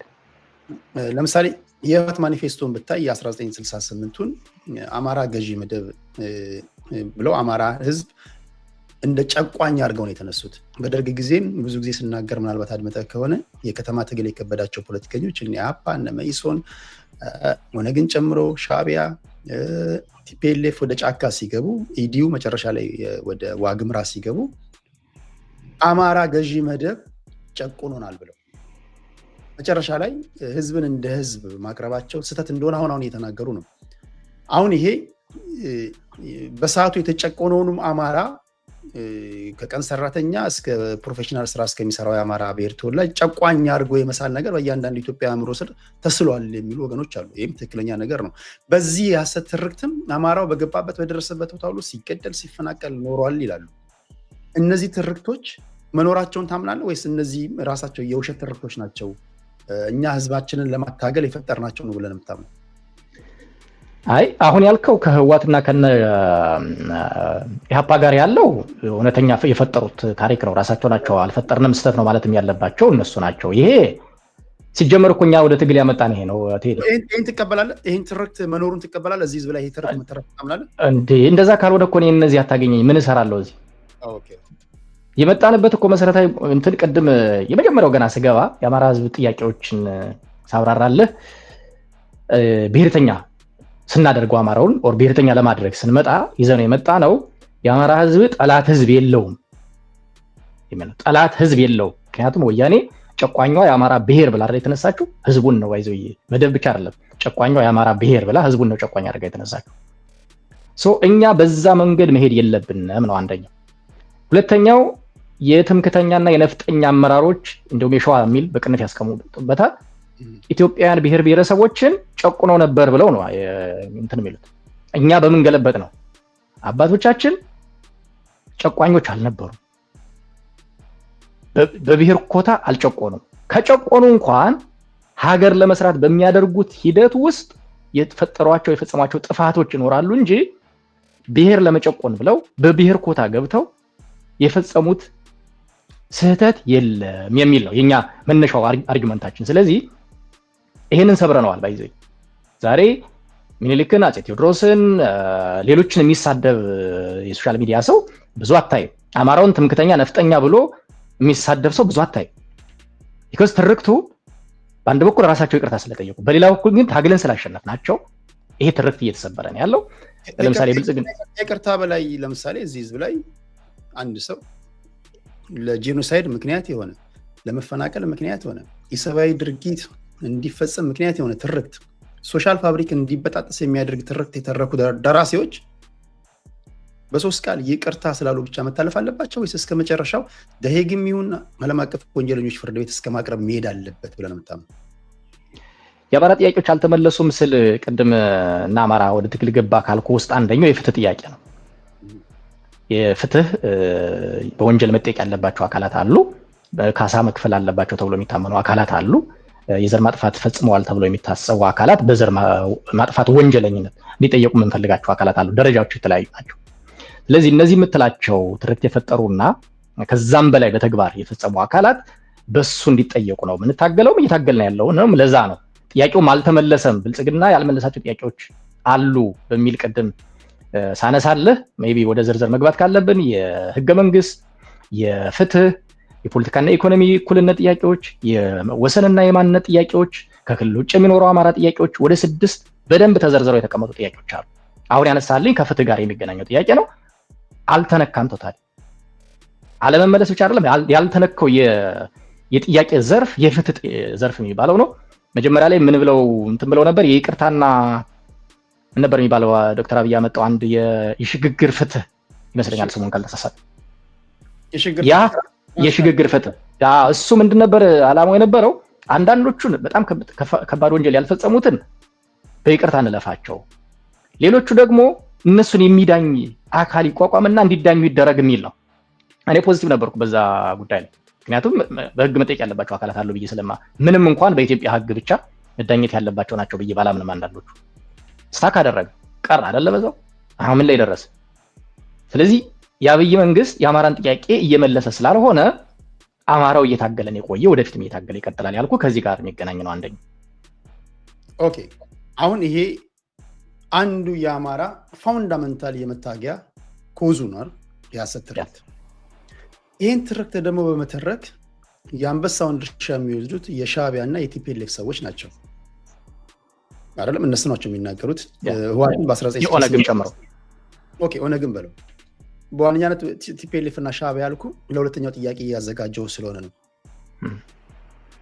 አሁን እነዚህ ደራሲዎች ከሆኑ ያልተቋጨ መልስ ያላገኘ ዋና ፈርስት ፕሪንሲፕላቸው የፋኖች የመታገያ አጀንዳ የሐሰት ትርክት ሆኖ ሳለ ከነዚህ ደራሲዎች ጋር አላንስ የመፍጠር አዝማሚያ ሲያሳዩ አይጋጭም? አላንስ እንፈጥራለን ካሉ አውቶማቲካሊ እኔም ሌሎችም የአማራ ህዝብ ላይ ሐሰት ትርክት እንደተረከ ምናምን ሰዎች ከዚህ በኋላ የአማራ ህዝብ ላይ ሐሰት ትርክት ተተርኳል ብለን መናገራችንን ማቆም አለብን ማለት ነው። እና ነገር ግን የነሱ ፕሪንሲፕል ከነዛ ፕሪንሲፕል ጋር አይጋጭም ወይ? ከተጋጨስ እንዴት ነው የሚሆነው? ህዝቡ ላይ መቀለድ አይሆንም? ቅድም ወደ መጀመሪያው እንመልስህ። አንደኛው የፋኖ ትግል አሁን ወደፊት እንዳይሄድ ያደረገው መሰረታዊ ችግር ምንድን ነው ብለህ ስትጠይቀኝ፣ ትግሉ ሲጀመር የትግሉ መነሻና መዳረሻ ግቡ ጠላቶች ተብለው መለየት ያለባቸው፣ አጋሮች ተብለው መለየት ያለባቸው አካላት ሳይለዩ ነው በገፍ የተገባ። ፎር ዛት ማተር ህወሓት እንዲሁም ኢንቮልቭ ያደርግ ነበር ብያለሁ። አንድ ለአማራ ህዝብ መብት ይታገላለሁ ብሎ የሚያምን አካል ትግል ከመጀመሩ በፊት የመጀመሪያው ሊያደርገው የሚገባ ምን ጥያቄ ነው ያለኝ የሚለው ጥያቄዎች ምንድን ናቸው? ምኖችን የተነኩብኝ ነው? ከዛ እነዚህ ጥያቄዎችን ለዚህ የዳረገኝ ማን ነው ብለህ ሪስፖንሲብል እንትን ትፈልጋለህ። ጥያቄዎችን እንዴት ነው የምፈታቸው? ከነማን ጋር ሆኜ ነው የምፈታቸው የሚል የወዳጅነት እንትን ውስጥ ነው የምትገባው። ይሄ ትግል ያሳይሰላ ነው ወደ ትግል የተገባበት እኮ ነው አንዱ እኔ እንትን ይሄን ስትናገር ግን ምን ያደርጉብሃል መሰለ ሌሎቹ ብልጽግናን ኢንዳይሬክትሊ ስለምደግፍ ነው ወደሚል ስለሚኬድብህ ሐሳብ እንዲታፈን ስለሚሆን ነው እንጂ ፋውንዴሽኑ ላይ ነው ችግር ያለበት።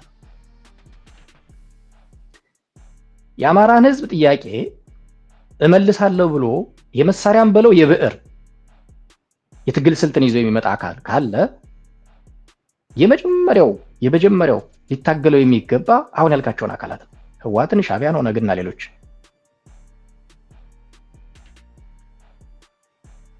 ለአማራን ህዝብ የዘር ማጥፋት የፈጸመበትን የአማራ ህዝብ በሐሰት ትርክ ተተርኮበት በራሱ ሀገር በኢትዮጵያ ውስጥ ሰርቶ እንዳይኖር ያደረገውን 80 ምናምን ብሔር ብሔረሰብ ቨርሰስ አማራ የሚል ስዕል ፈጥሮ ኢትዮጵያውያን ሁሉ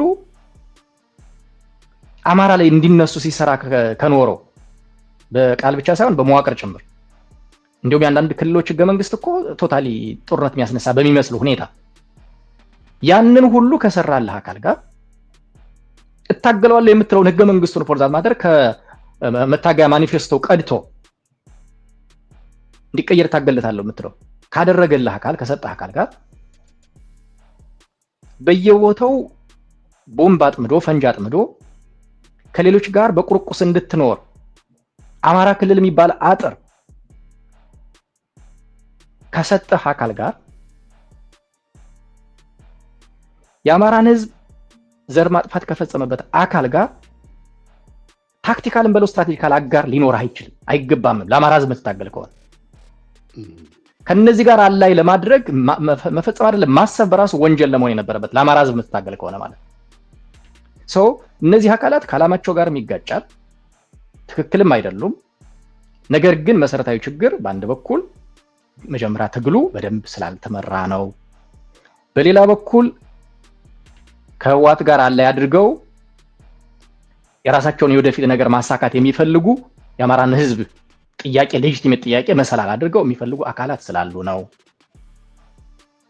እነዚህን አካላት ስትናገራቸው ወይ እርስ በርስ ያመታቱሃል ወይ ካምፔን ይከፈትብሃል ወይ ራሳቸውም ሆነ ከውስጥ ወደ ውጭ ይገፋዋል።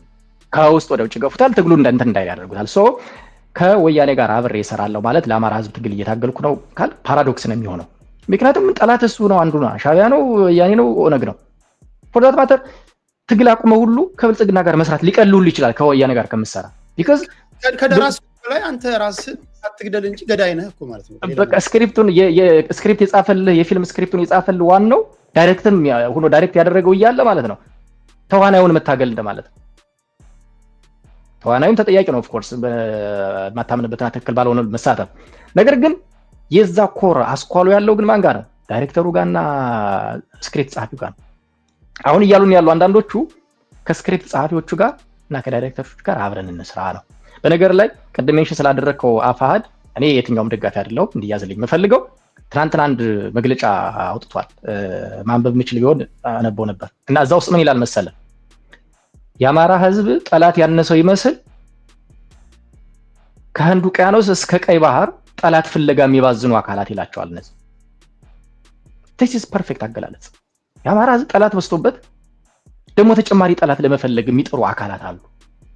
ኮት ማድረግ ሜቢ እንዳይገናኝብኝ እንጂ አገላለጹን ነው መውሰድ የፈለኩት እንጂ እኔ የዛ ድርጅት ደጋፊም ተቃዋሚም አይደለም እንዲያዝልኝ ስለምፈልግ ማለት ነው። እና የአማራን ህዝብ እንትን ሲገልጸው ወያኔን አንደኛውን የዚህ ዶክትሪን አስተማሪ አድርጎ ነው የሚገልጸው። አሁን ያለውን መንግስት ደግሞ የዚህ ዶክትሪን ፈጻሚ አድርጎ ነው የሚገልጸው። ስለዚህ ከዶክትሪኑ አስተማሪው ጋር ከዚህ ፖለቲካል ዶክትሪኑ አስተማሪ ጋር የምትሰራ ከሆነ ከፈጻሚው ጋር ምን አጣላ? እንዲሁም ጎበዝ ፖለቲከኛ ቢኖር ፈጻሚው አካል ያንተን ሐሳብ እንዲገዛ አድርገህ ዳይሬክት ያደረገውና ስክሪፕት ጸሐፊውን አብሮ እንዲታገሉ ሁሉ አድርገህ ማሸነፍ የምችልበት እድል ይኖር ነበር። እሱ ፖለቲካሊ ማቹርድ ስትሆን የምታስበው ነገር ነው፣ ወይም ደግሞ የሁኔታ ግምገማ ላይ ትንተና ላይ የምታስቀምጠው ነገር ነው የሚሆነው። ሰው የሚጋጭ ነገር ነው፣ ተገቢም አይደለም ነው። ነገር ግን እነዚህ እነማን ናቸው? ምን ያህል ናቸው? ቁጥራቸው፣ ብዛታቸው ምንድን ነው? የት ላይ ያሉ ብለህ ስትፈልግ አብዛኛው መሬት ላይ የሌሉ ናቸው። ከወያኔ ጋር እንስራ የሚሉት ፕሮፓጋንዳውን በበላይነት የሚመሩት ናቸው። ከውጭ ሀገርና ከሀገር ውስጥ በዋናነት ከውጭ ሀገር የሚዲያ የበላይነት ያላቸው አካላት አላይ ያደረጉ ናቸው እንጂ በተጨባጭ መሳሪያ ይዞ እየተዋጋ ያለውና እያዋጋ ያለው ከወያኔ ጋር እሰራለሁ ካልክ ግንባርክ ነው የሚል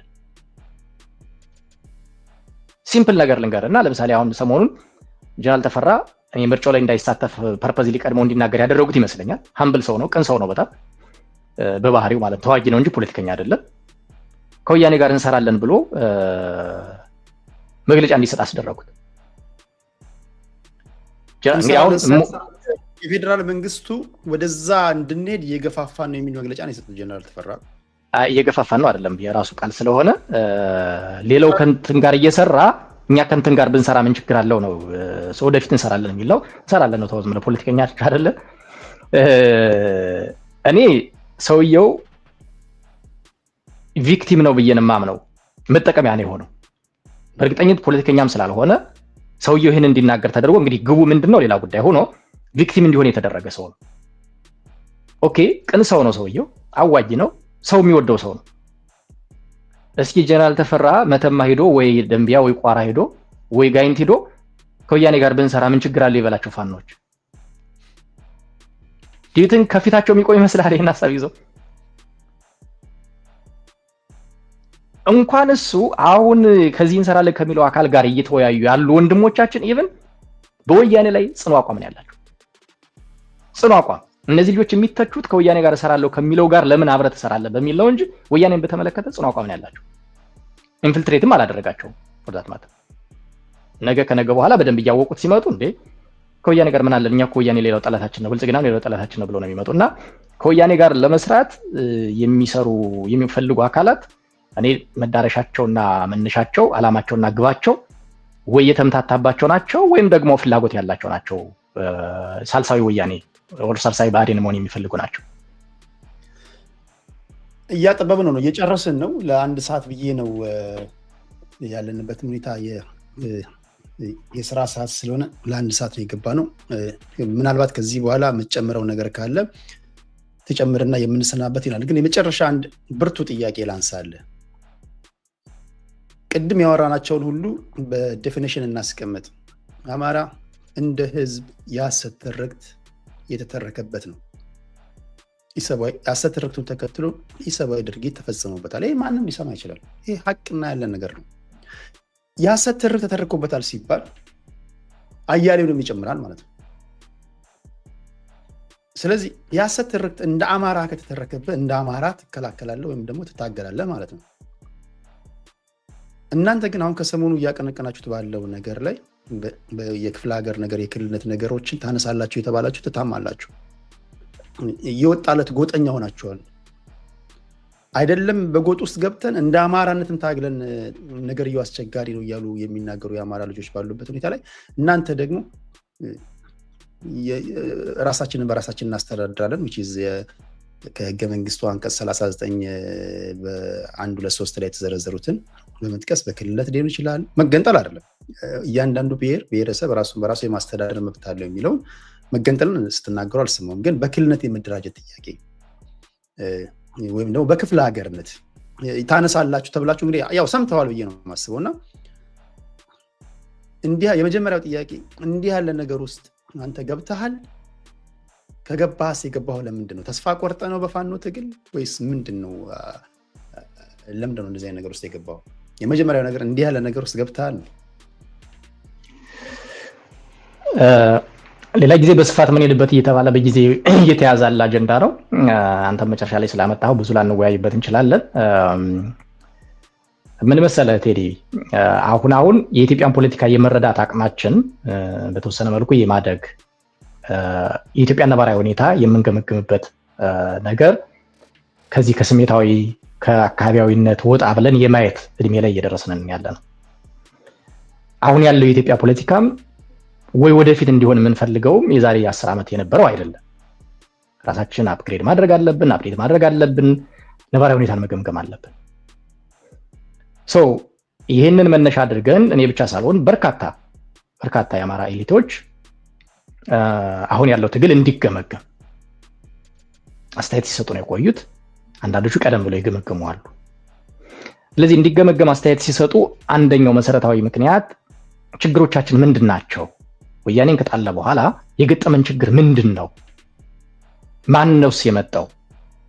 ጠላቶቻችን ብለን የምናስቀምጣቸው 1 2 3 እነማን ናቸው በሚለው ጉዳይ ላይ መግባባት ስለሌለ የአማራ ጥያቄዎች ላይ ትኩረት ከማድረግ ይልቅ አንዳንድ ጉዳዮችን ሲንግል አውት እየተደረገ የትግል አጀንዳ እየሆነ እየመጣ ነው።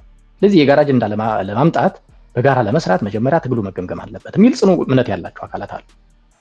ብዙዎቹ አሁን ያለው ላይ ኢንቮልቭ የማያደርጉ ናቸው፣ አቅም ያላቸው ሰዎች በርካታ። የኔ ከዛ ነው የሚመነጨው። የዛሬ 10 ዓመት ኢትዮጵያ ስለምትባል ነገር ደንታም ያልነበረኝ አይነት ሰው ያልነበራቸው ሰዎች በርካቶች ናቸው። ያኔ የነበረው ነባራዊ ሁኔታ አሁን ካለንበት ነባራዊ ሁኔታ የሚለይ ነው። ስለዚህ ራስህን መቀየር ይጠይቃል። ሁለተኛው ያነሳ ነው አንተ ያልከው አርቲክል 39 ምናምን አይነት ነገር ሳይሆን አደረጃጀታዊ መዋቅር ነው፣ አስተዳደራዊ መዋቅር ነው የጠየቀው። አስተዳደራዊ መዋቅሩ መስተካከል አለበት በዚህ ምክንያት ብለን ያስቀመጥነው። አንደኛው መሰረታዊ ምክንያት ቅድም ወያኔ ለምንድን ነው የምንታገለው ስል ወያኔ በኢትዮጵያ ውስጥ የሚኖረውን አማራ ኢትዮጵያውያን ሁሉ እንዲነሱበት አድርጎ አማራ ክልል የምትባል አጥር አስቀምጦ በየዙሪያዋ ፈንጅና ቦምብ አጥምዶ ታይሚንግ ቦምብ የሆነ ቀን የሚፈነዳ አድርጎ ነው የሰጠን ይሄን ክልል። እኛ የአማራ ልጆች፣ እኛ የአማራ ህዝብ ተወያይተንበት ይሄ ነው የሚገባን ብለን የሰራነው ክልል አይደለም። ወያኔ ህገ መንግስቱን ተጠቅሞ ለአማራ ህዝብ የሚያስፈልገው ይሄ ነው ብሎ የሰጠን ክልል። ለዛም ነው አይደል ሁሌ የማንነት የወሰን ምናምን ስናነሳ ይኖር የጠየቅነው የአማራነት ጥያቄ ሳይሆን የአስተዳደራዊ ጥያቄ ነው። ይሄን አስተዳደራዊ ጥያቄ ወያኔ የሰጠንን ክልል የምንታገልበት አንደኛው ስልት ክልሎች ወደ ክፍለ ሀገራዊ አስተዳደር እንዲመለሱ በማድረግ ነው ብለን አምናለሁ እኔ በግሌ ወደ ክፍለ ሀገራዊ መዋቅር። ይሄ ሄዶ ወደ ምን እንትን ይላል መሰለህ ቀደም ወደ አነሳውልህ የኢትዮጵያ ፖለቲካ መዳረሻው የት ይሆናል የትስ መሆን አለበት ብለን ወደ ምን ጠይቀው እያደግክ ስትሄድ ያወቅክ ስትሄድ ኢትዮጵያን እየተረዳ ስትመጣ የምትይዘው የትግል እንትንና ወቅታዊ ያለውን የምትታገለውን አካል አይተህ የምታስተካክለው የትግል ስልት ይኖራል። በዚህ መነሻ እኔ ኢትዮጵያ መዳረሻዋ የአማራን ህዝብ ኢትዮጵያውያን እንዲወዱት የማድረጊያ የትግል ስልትን ይዞ መምጣት ነው የሚል እምነት አለ። ለምሳሌ የሐሰት ትርክት ተሰርቶበታል አይደል? አሁን የሐሰት ትርክት የሰራበትን አካል በግልጽ አብዛኛው ኢትዮጵያውያን አውቆታል። የዛሬ 10 ዓመት ወያኔ ነው የአማራን ህዝብ እንዲያደርገው ብትል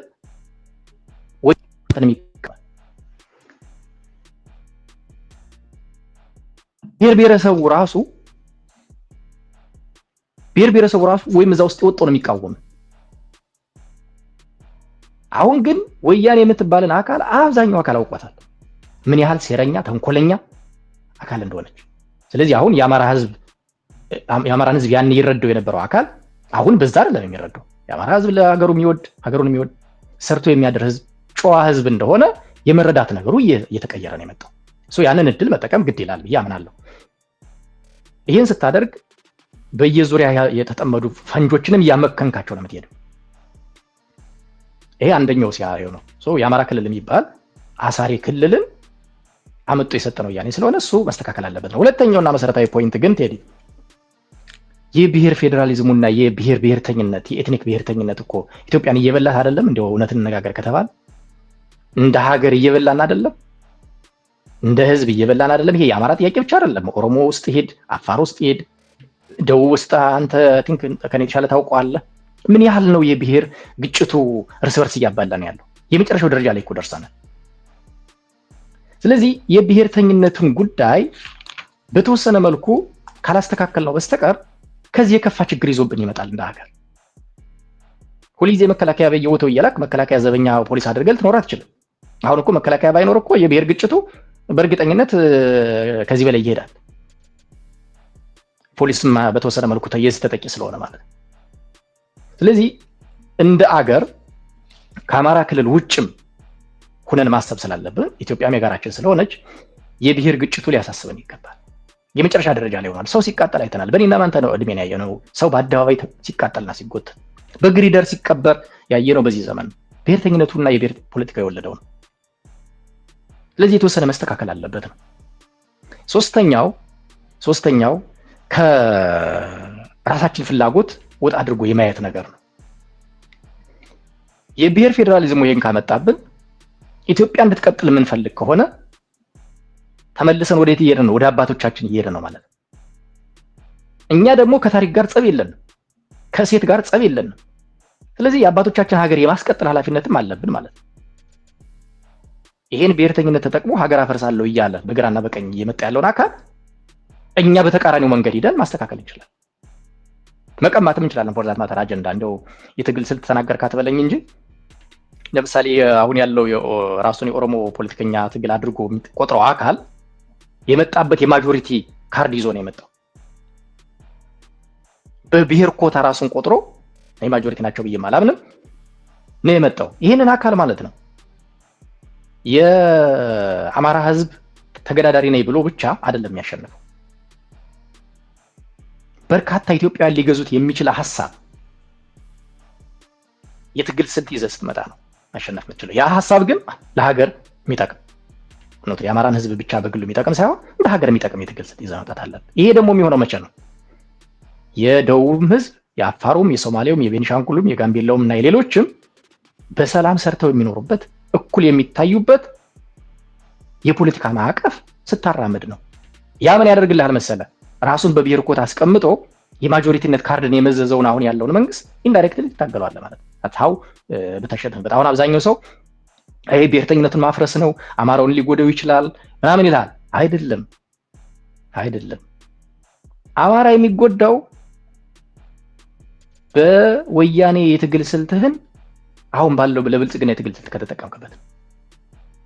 because ያኛው ራዲካሊስት ነው 80ውን ብሔር ነው ወደ አንተ ያስነሳብህ። ይሄኛው ደግሞ እኔ ማጆሪቲ ነኝ ብሎ 80ውን ብሔር ነው የወሰደብህ። ስለዚህ ምን ታደርገዋለህ ነው? ይሄኛው የመጣበትን አንግል ትጠቀምና የሱን መንገድ ተጠቅመህ ማለት ማጆሪቲ ነው የማጆሪቲ ትግል ትጠቀምና ያኛውን በዙሪያው እንትን ያለ የሰበሰበው ትነጥቀዋለህ ማለት ነው። እስኪ ማን ይሙት የአፋር ህዝብ ለአማራ ህዝብ ያለውን ክብር ታውቃለህ? ያለው ፍቅር፣ የሶማሌ ህዝብ ያለው ፍቅር፣ የደቡብ የነ አርባ ምንጭ ህዝብ ያለውን ፍቅር፣ ይሄን ህዝብ እኮ ከጎን ማሰለፍ ትችላለህ። ይሄን ህዝብ ጽንፈኛ ብሔርተኛ ነኝ ብለህ ኢትዮጵያ ገደል ትግባ ብለህ አታሰልፈውም አሁን። ስለዚህ የተሻለ የትግል ስልት ይዘህ የመምጣት የማሰብ ነገር ነው እንጂ ይሄኛው ዝም ብሎ ከዚህ ሶሻል ሚዲያ ላይ ከምታየው ነገር ብቻ አይደለም የሚል ነገር ስላለኝ ነው። በርካታ ምክንያት አለን፣ ወደ 10 ምናምን ምክንያት አለን። ሜቢ አንድ የመጨረሻ ልጨምርልህ የምችለው ነገር በክልሎች ውስጥ የንዑስ ማንነት ግጭቶች እየበዙ መጥተዋል። አሁን እስካሁን የታየው አማራ ሌላ ምናምን ይመስላል። ትንሽ ጊዜ በኋላ ኦሮሚያ እየደመረ የሚሆነው በዚህ ከቀጠለ ማለት ነው። የንዑስ ማንነቶች፣ የሃይማኖት ግጭቶች ይሄ ብሔርን መሰረት ያደረጉ ማለት ነው እየመጡ ነው ያሉት። አማራ ውስጥ ለምሳሌ አለ። እነዚህ የኢትኒክ ማይኖሪቲስ በማጆሪቲ ላይ የሚያደርጉት የጥቅም ግጭት፣ የፖለቲካል ግጭት የምትፈታው ክፍለ ሀገራት አስተዳደርን በመምጣት ለምሳሌ ጎጃም አገው አለ አይደለም። አሁን ራሱን የክልልነት ጥያቄ በማንነት እንትን ብሎ አብዛኛውን የጎጃምን መሬት ክሌም እያደረገ ነው ያለው። ጎንደርም ተሻግሯል። ባይዘይ እኛ ውስጥ ቅማንት አለ ጎንደር ውስጥ። እነዚህ ማንነት ጥያቄ የሚያነሱ ለምንድን ነው ያ ሁሉ ሰው ጎንደር ላይ ቅማንትና አማራ ተብሎ የተገዳደለው? እሱን ጥያቄ መልሰን እንደገና ስናየው የብሔር ፌዴራሊዝሙ የብሔር ብሔርተኝነቱ ጡዞ እያባላን ስለሆነ ዛሬ አማራ ላይ አይተነዋል፣ ነገ ሌላ ቦታ ላይ እየመጣ ነው ያለው። ትግራይ ውስጥ አሁን ሰሞኑን እያየ ከሆነ ማለት ነው። ኤርትራም ውስጥ ተነስቷል። ባይዘ ትግራይ ውስጥ ብቻ አይደለም። ይህንን የምንፈታበት የምናመክንበት የትግል ስልት ይዘን መምጣት አለብን የሚል ጽኑ እምነት አለኝ። ይህን ስናደርግ እንደ ሀገር የምንቀጥልበት፣ ኢትዮጵያውያን ከአማራ ጋር የሚቆሙበት፣ እሴቶቻችን የሚከበሩበት ነገር ይመጣል በሚል ነው። ቴዲ ካልሆነ የብሔር ጉዳይ እንደ ብርድ ልብስ እየተተለተለ በባልና ሚስት ሁሉም መግባት ይጀምራል። በልጆችና በአባት መካከል መግባት ይቀራል። መግባቱ የማይቀር ነገር ነው። ስለዚህ የሆነ ቦታ ላይ ታኮ ማበጀት አለብን። አላማችን አንድ ቢሆንም መንገዳችንን መቀየር አለብን የሚል አፕሮች ነው ይዘው የቀረቡት። የመጨረሻ አንድ ቀላል ጥያቄ ላንሳልህና ሃይፖቴቲካል ስቴትመንት ነው የምታስቀምጠው። ሰዓትንም አልሻማብህም። በተለያዩ መድረኮች ስለምንገናኝ በቲክቶክም ለሌሎች ጊዜም ፕሮግራም ይዘን እንሰናበታለን። አሁን የፋኖ ትግል ከ1 ዓመት ወይ ከ2 ዓመት በኋላ የት ይደርሳል ብለህ ትገምታለህ? አንዳንዶች they are doing fine, they are prevailing ይላሉ፣ ጥሩ ለውጥ እያሳዩ ነው ይላሉ። አንዳንዶች አሁን ያለው የፋኖ ትግል እርስ በርሳቸውን እንኳን ለመገላገል አስቸጋሪ የሚሆንበት ደረጃ ላይ እየደረሰ ነው ይላሉ። የክልሉ ተወላጅ ነው።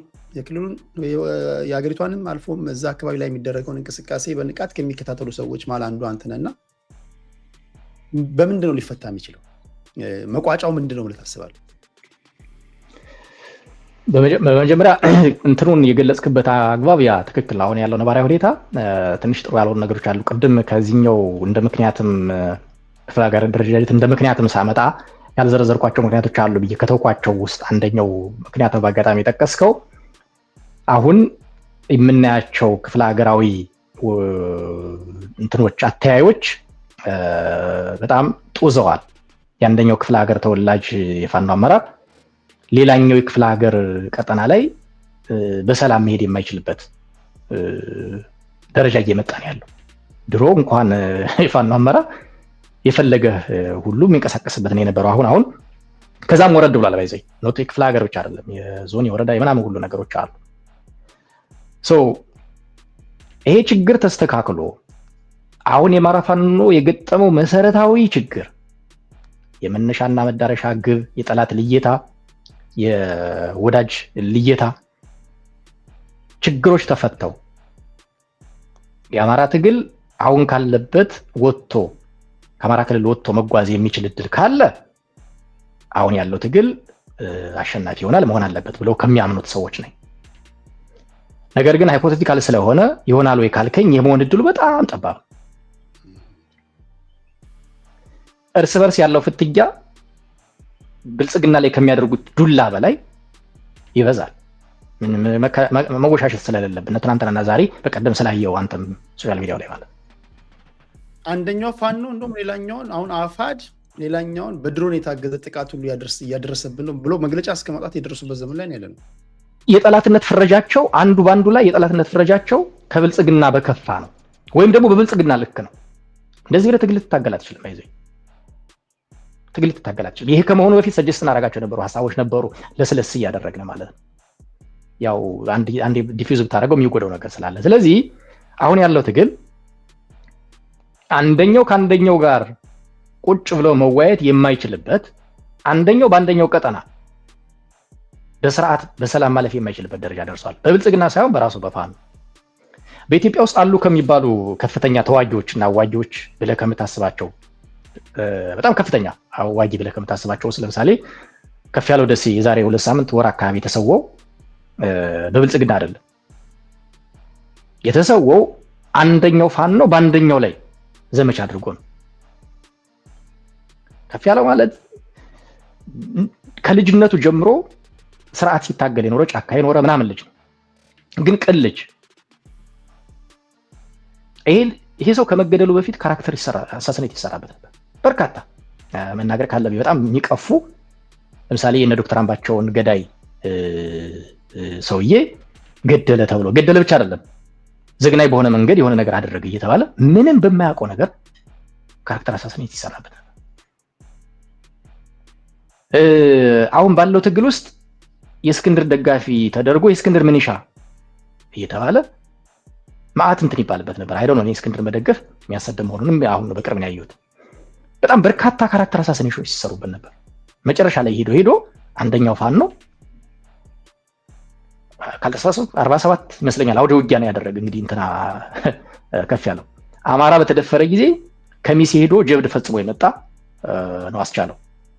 ጃዊ ሄዶ ጀብድ ፈጽሞ የመጣ አጣዬ ሄዶ ከጎንደር እየተወረወረ ጀብድ ፈጽሞ ይመጣ ነበር። በጣም ጎበዝ ልጅ ነው። ባይዘው የወያኔ ጦርነትም ጊዜ ደግሞ አይተዋል ብዬ አስባለሁ። ፋና ላይ ምናምን አሁንም አለ ስርዓቱ ከፍተኛ ሽልማት የሸለመውና ወደ መከላከያ እንዲገባ ተለምኖ የነበረ ልጅ።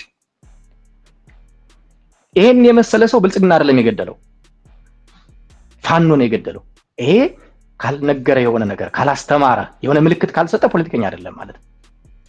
ስለዚህ አሁን ያለው ፋኖ ትግል እነዚህ መሰረታዊ የሚባሉ ችግሮች ፈቶ ብዙሃን ወደሚፈልገው መንገድ ይሄዳል የሚል ብዙ ተስፋ የለኝ። ሪከርድ የሚደረግ ነገር ስለሆነ ኦፕንሊ መናገር ስላለብኝ ማለት ነው።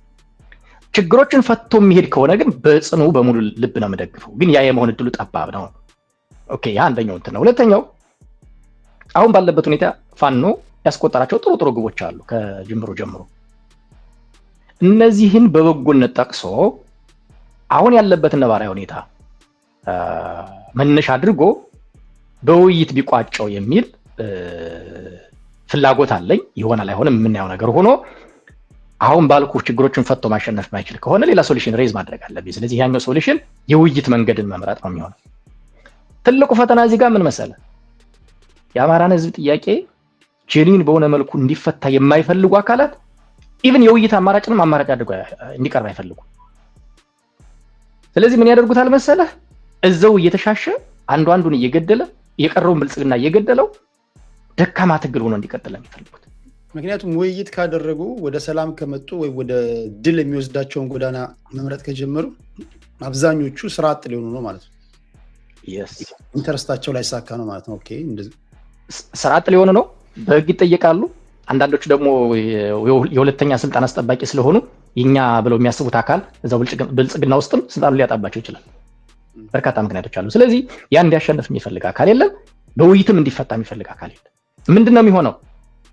ውይይትንም ጠልቶ ትግሉ እንዲያሸንፍም ገፍቶ ሳይተችና መፍትሄ ሳያመጣ እየተሻሸ እየተሰዳደበ ማዶና ማዶ ሆኖ ጊዜ እንዲራዘም የሚያደርገው። በዚህ ጊዜ ሂደት ውስጥ ጊዜው በተራዘመ ቁጥር አማራ አሸናፊ እንዲሆን የሚሆንበት እድል ቢኖር ደስታውን አልችለውም። እኔም ደጋፊ ነው የምሆነው እንዲያሸንፍ ስለምፈልግ። ነገር ግን ጊዜ በተራዘመ ቁጥር አንደኛ ህብረተሰቡን ነው የምናሰቃየው። ፋኖ የሚታገለው ህብረተሰቡ ውስጥ ሆኖ ነው። አሁን ትምህርት ከቆመ ስንት ጊዜው ነው? በርካታ ሚሊዮን የአማራ ወጣቶች ከትምህርት ውጭ ናቸው። ሰሞኑን መከላከያ ገብቷል። አብዛኛው ለወደያ ሁሉ አስፈሪ አንድ ዞን ውስጥ 25 መኪና ነው በቀደም የተጫነ። ያ ሁሉ ወጣት ምን ይመስላል? ትምህርት ያቋረጠ እኮ። ትምህርት ደግሞ እንዳይማር እያደረገ ያለው ማን ነው? የራሳችን ወጣት ፋኖ። ይሄ ህዝብ እኮ ከሆነ ጊዜ በኋላ ይሄን ፋኖ አልሸከም ሊል ይችላል። ያለ እድሜና ያላቻ ጋብቻ የዛሬ ሁለት ወር አካባቢ ነው ለጥፍ የነበረ ሰው ሪካርድ አድርጎ ልኮልኝ። ይሄ እየሰፋ ነው። ማዳበሪያ ማሰራጨት ሲኦል የሆነባቸው ቀጠናዎች አሉ። የገጠር ቀበሌዎች ነው፣ ወረዳ ምናምን የገጠር ቀበሌዎች። ህብረተሰቡ ምን እያደረገ ነው የሚመጣ? አሃ ለኛ መብት አይደል የወጣችሁት?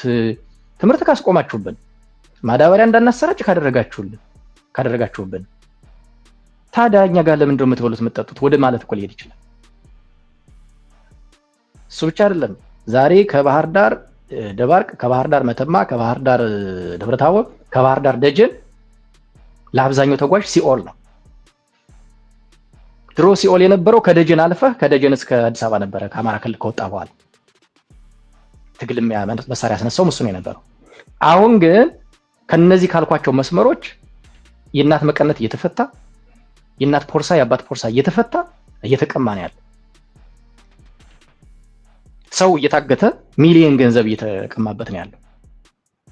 ስለዚህ ይሄ ትግል ጊዜ በሰጠው ቁጥር ለማስተካከልም ፈታኝ ስለሆነ የመግባባት የውይይት ምናምን ስለሌለ ወደ ስርዓት አልበኝነት ነው የሚሄደው፣ ወደ ሽፍትነት ነው የሚቀየረው። ይሄ ህብረተሰቡ ውስጥ የሆነ ችግር እየፈጠረ ይመጣል ማለት ነው። አንደኛው መንገድ ቅድም እንዳልኩ ችግራቸውን ፈተው ተስማምተው የሚሄዱ ከሆነ ትግሉን ቶሎ ብሎ ከክልሎች ማስወጣት ነው። ለእኔ ከባድ ነው የሚመስለኝ። ሁለተኛው መፍትሄ የውይይትን ባህል አዳብሮ የአማራ ጥያቄዎች በውይይት እንዲፈቱ የሆነ አካል ኃላፊነት ወስዶ ይሄን ዘመቻውን ሁሉ ችሎ መምጣት መቻል አለበት ብዬ አምናለሁ። ይመጣል ወይ ካልከኝ አሁንም ያስፈራኛል። ምክንያቱም ውይይትን እንደ ጠላት፣ ድርድርን እንደ ጠላት አድርጎ የሚቆጥር እሾህ ብሔርተኛ ስለሆነ የመጣው ያንን ፈርተው ተገቢ መሆኑን እያመኑ እንኳን ለውይይት ላይ መጡ የሚችሉበት እድል ይኖራል ብዬ አስባለሁ። ይሄ ካልሆነ ሶስተኛው እድል እንግዲህ የድሮን ራልት እየሆነ ወንድሞቻችን እያጣ ወይ በድሮን ወይ በርስ በርስ ግድያ እንደነከፌ እያጣን የምንቀጥልበት እድል አለ ብዬ አምናለሁ ቴዲ።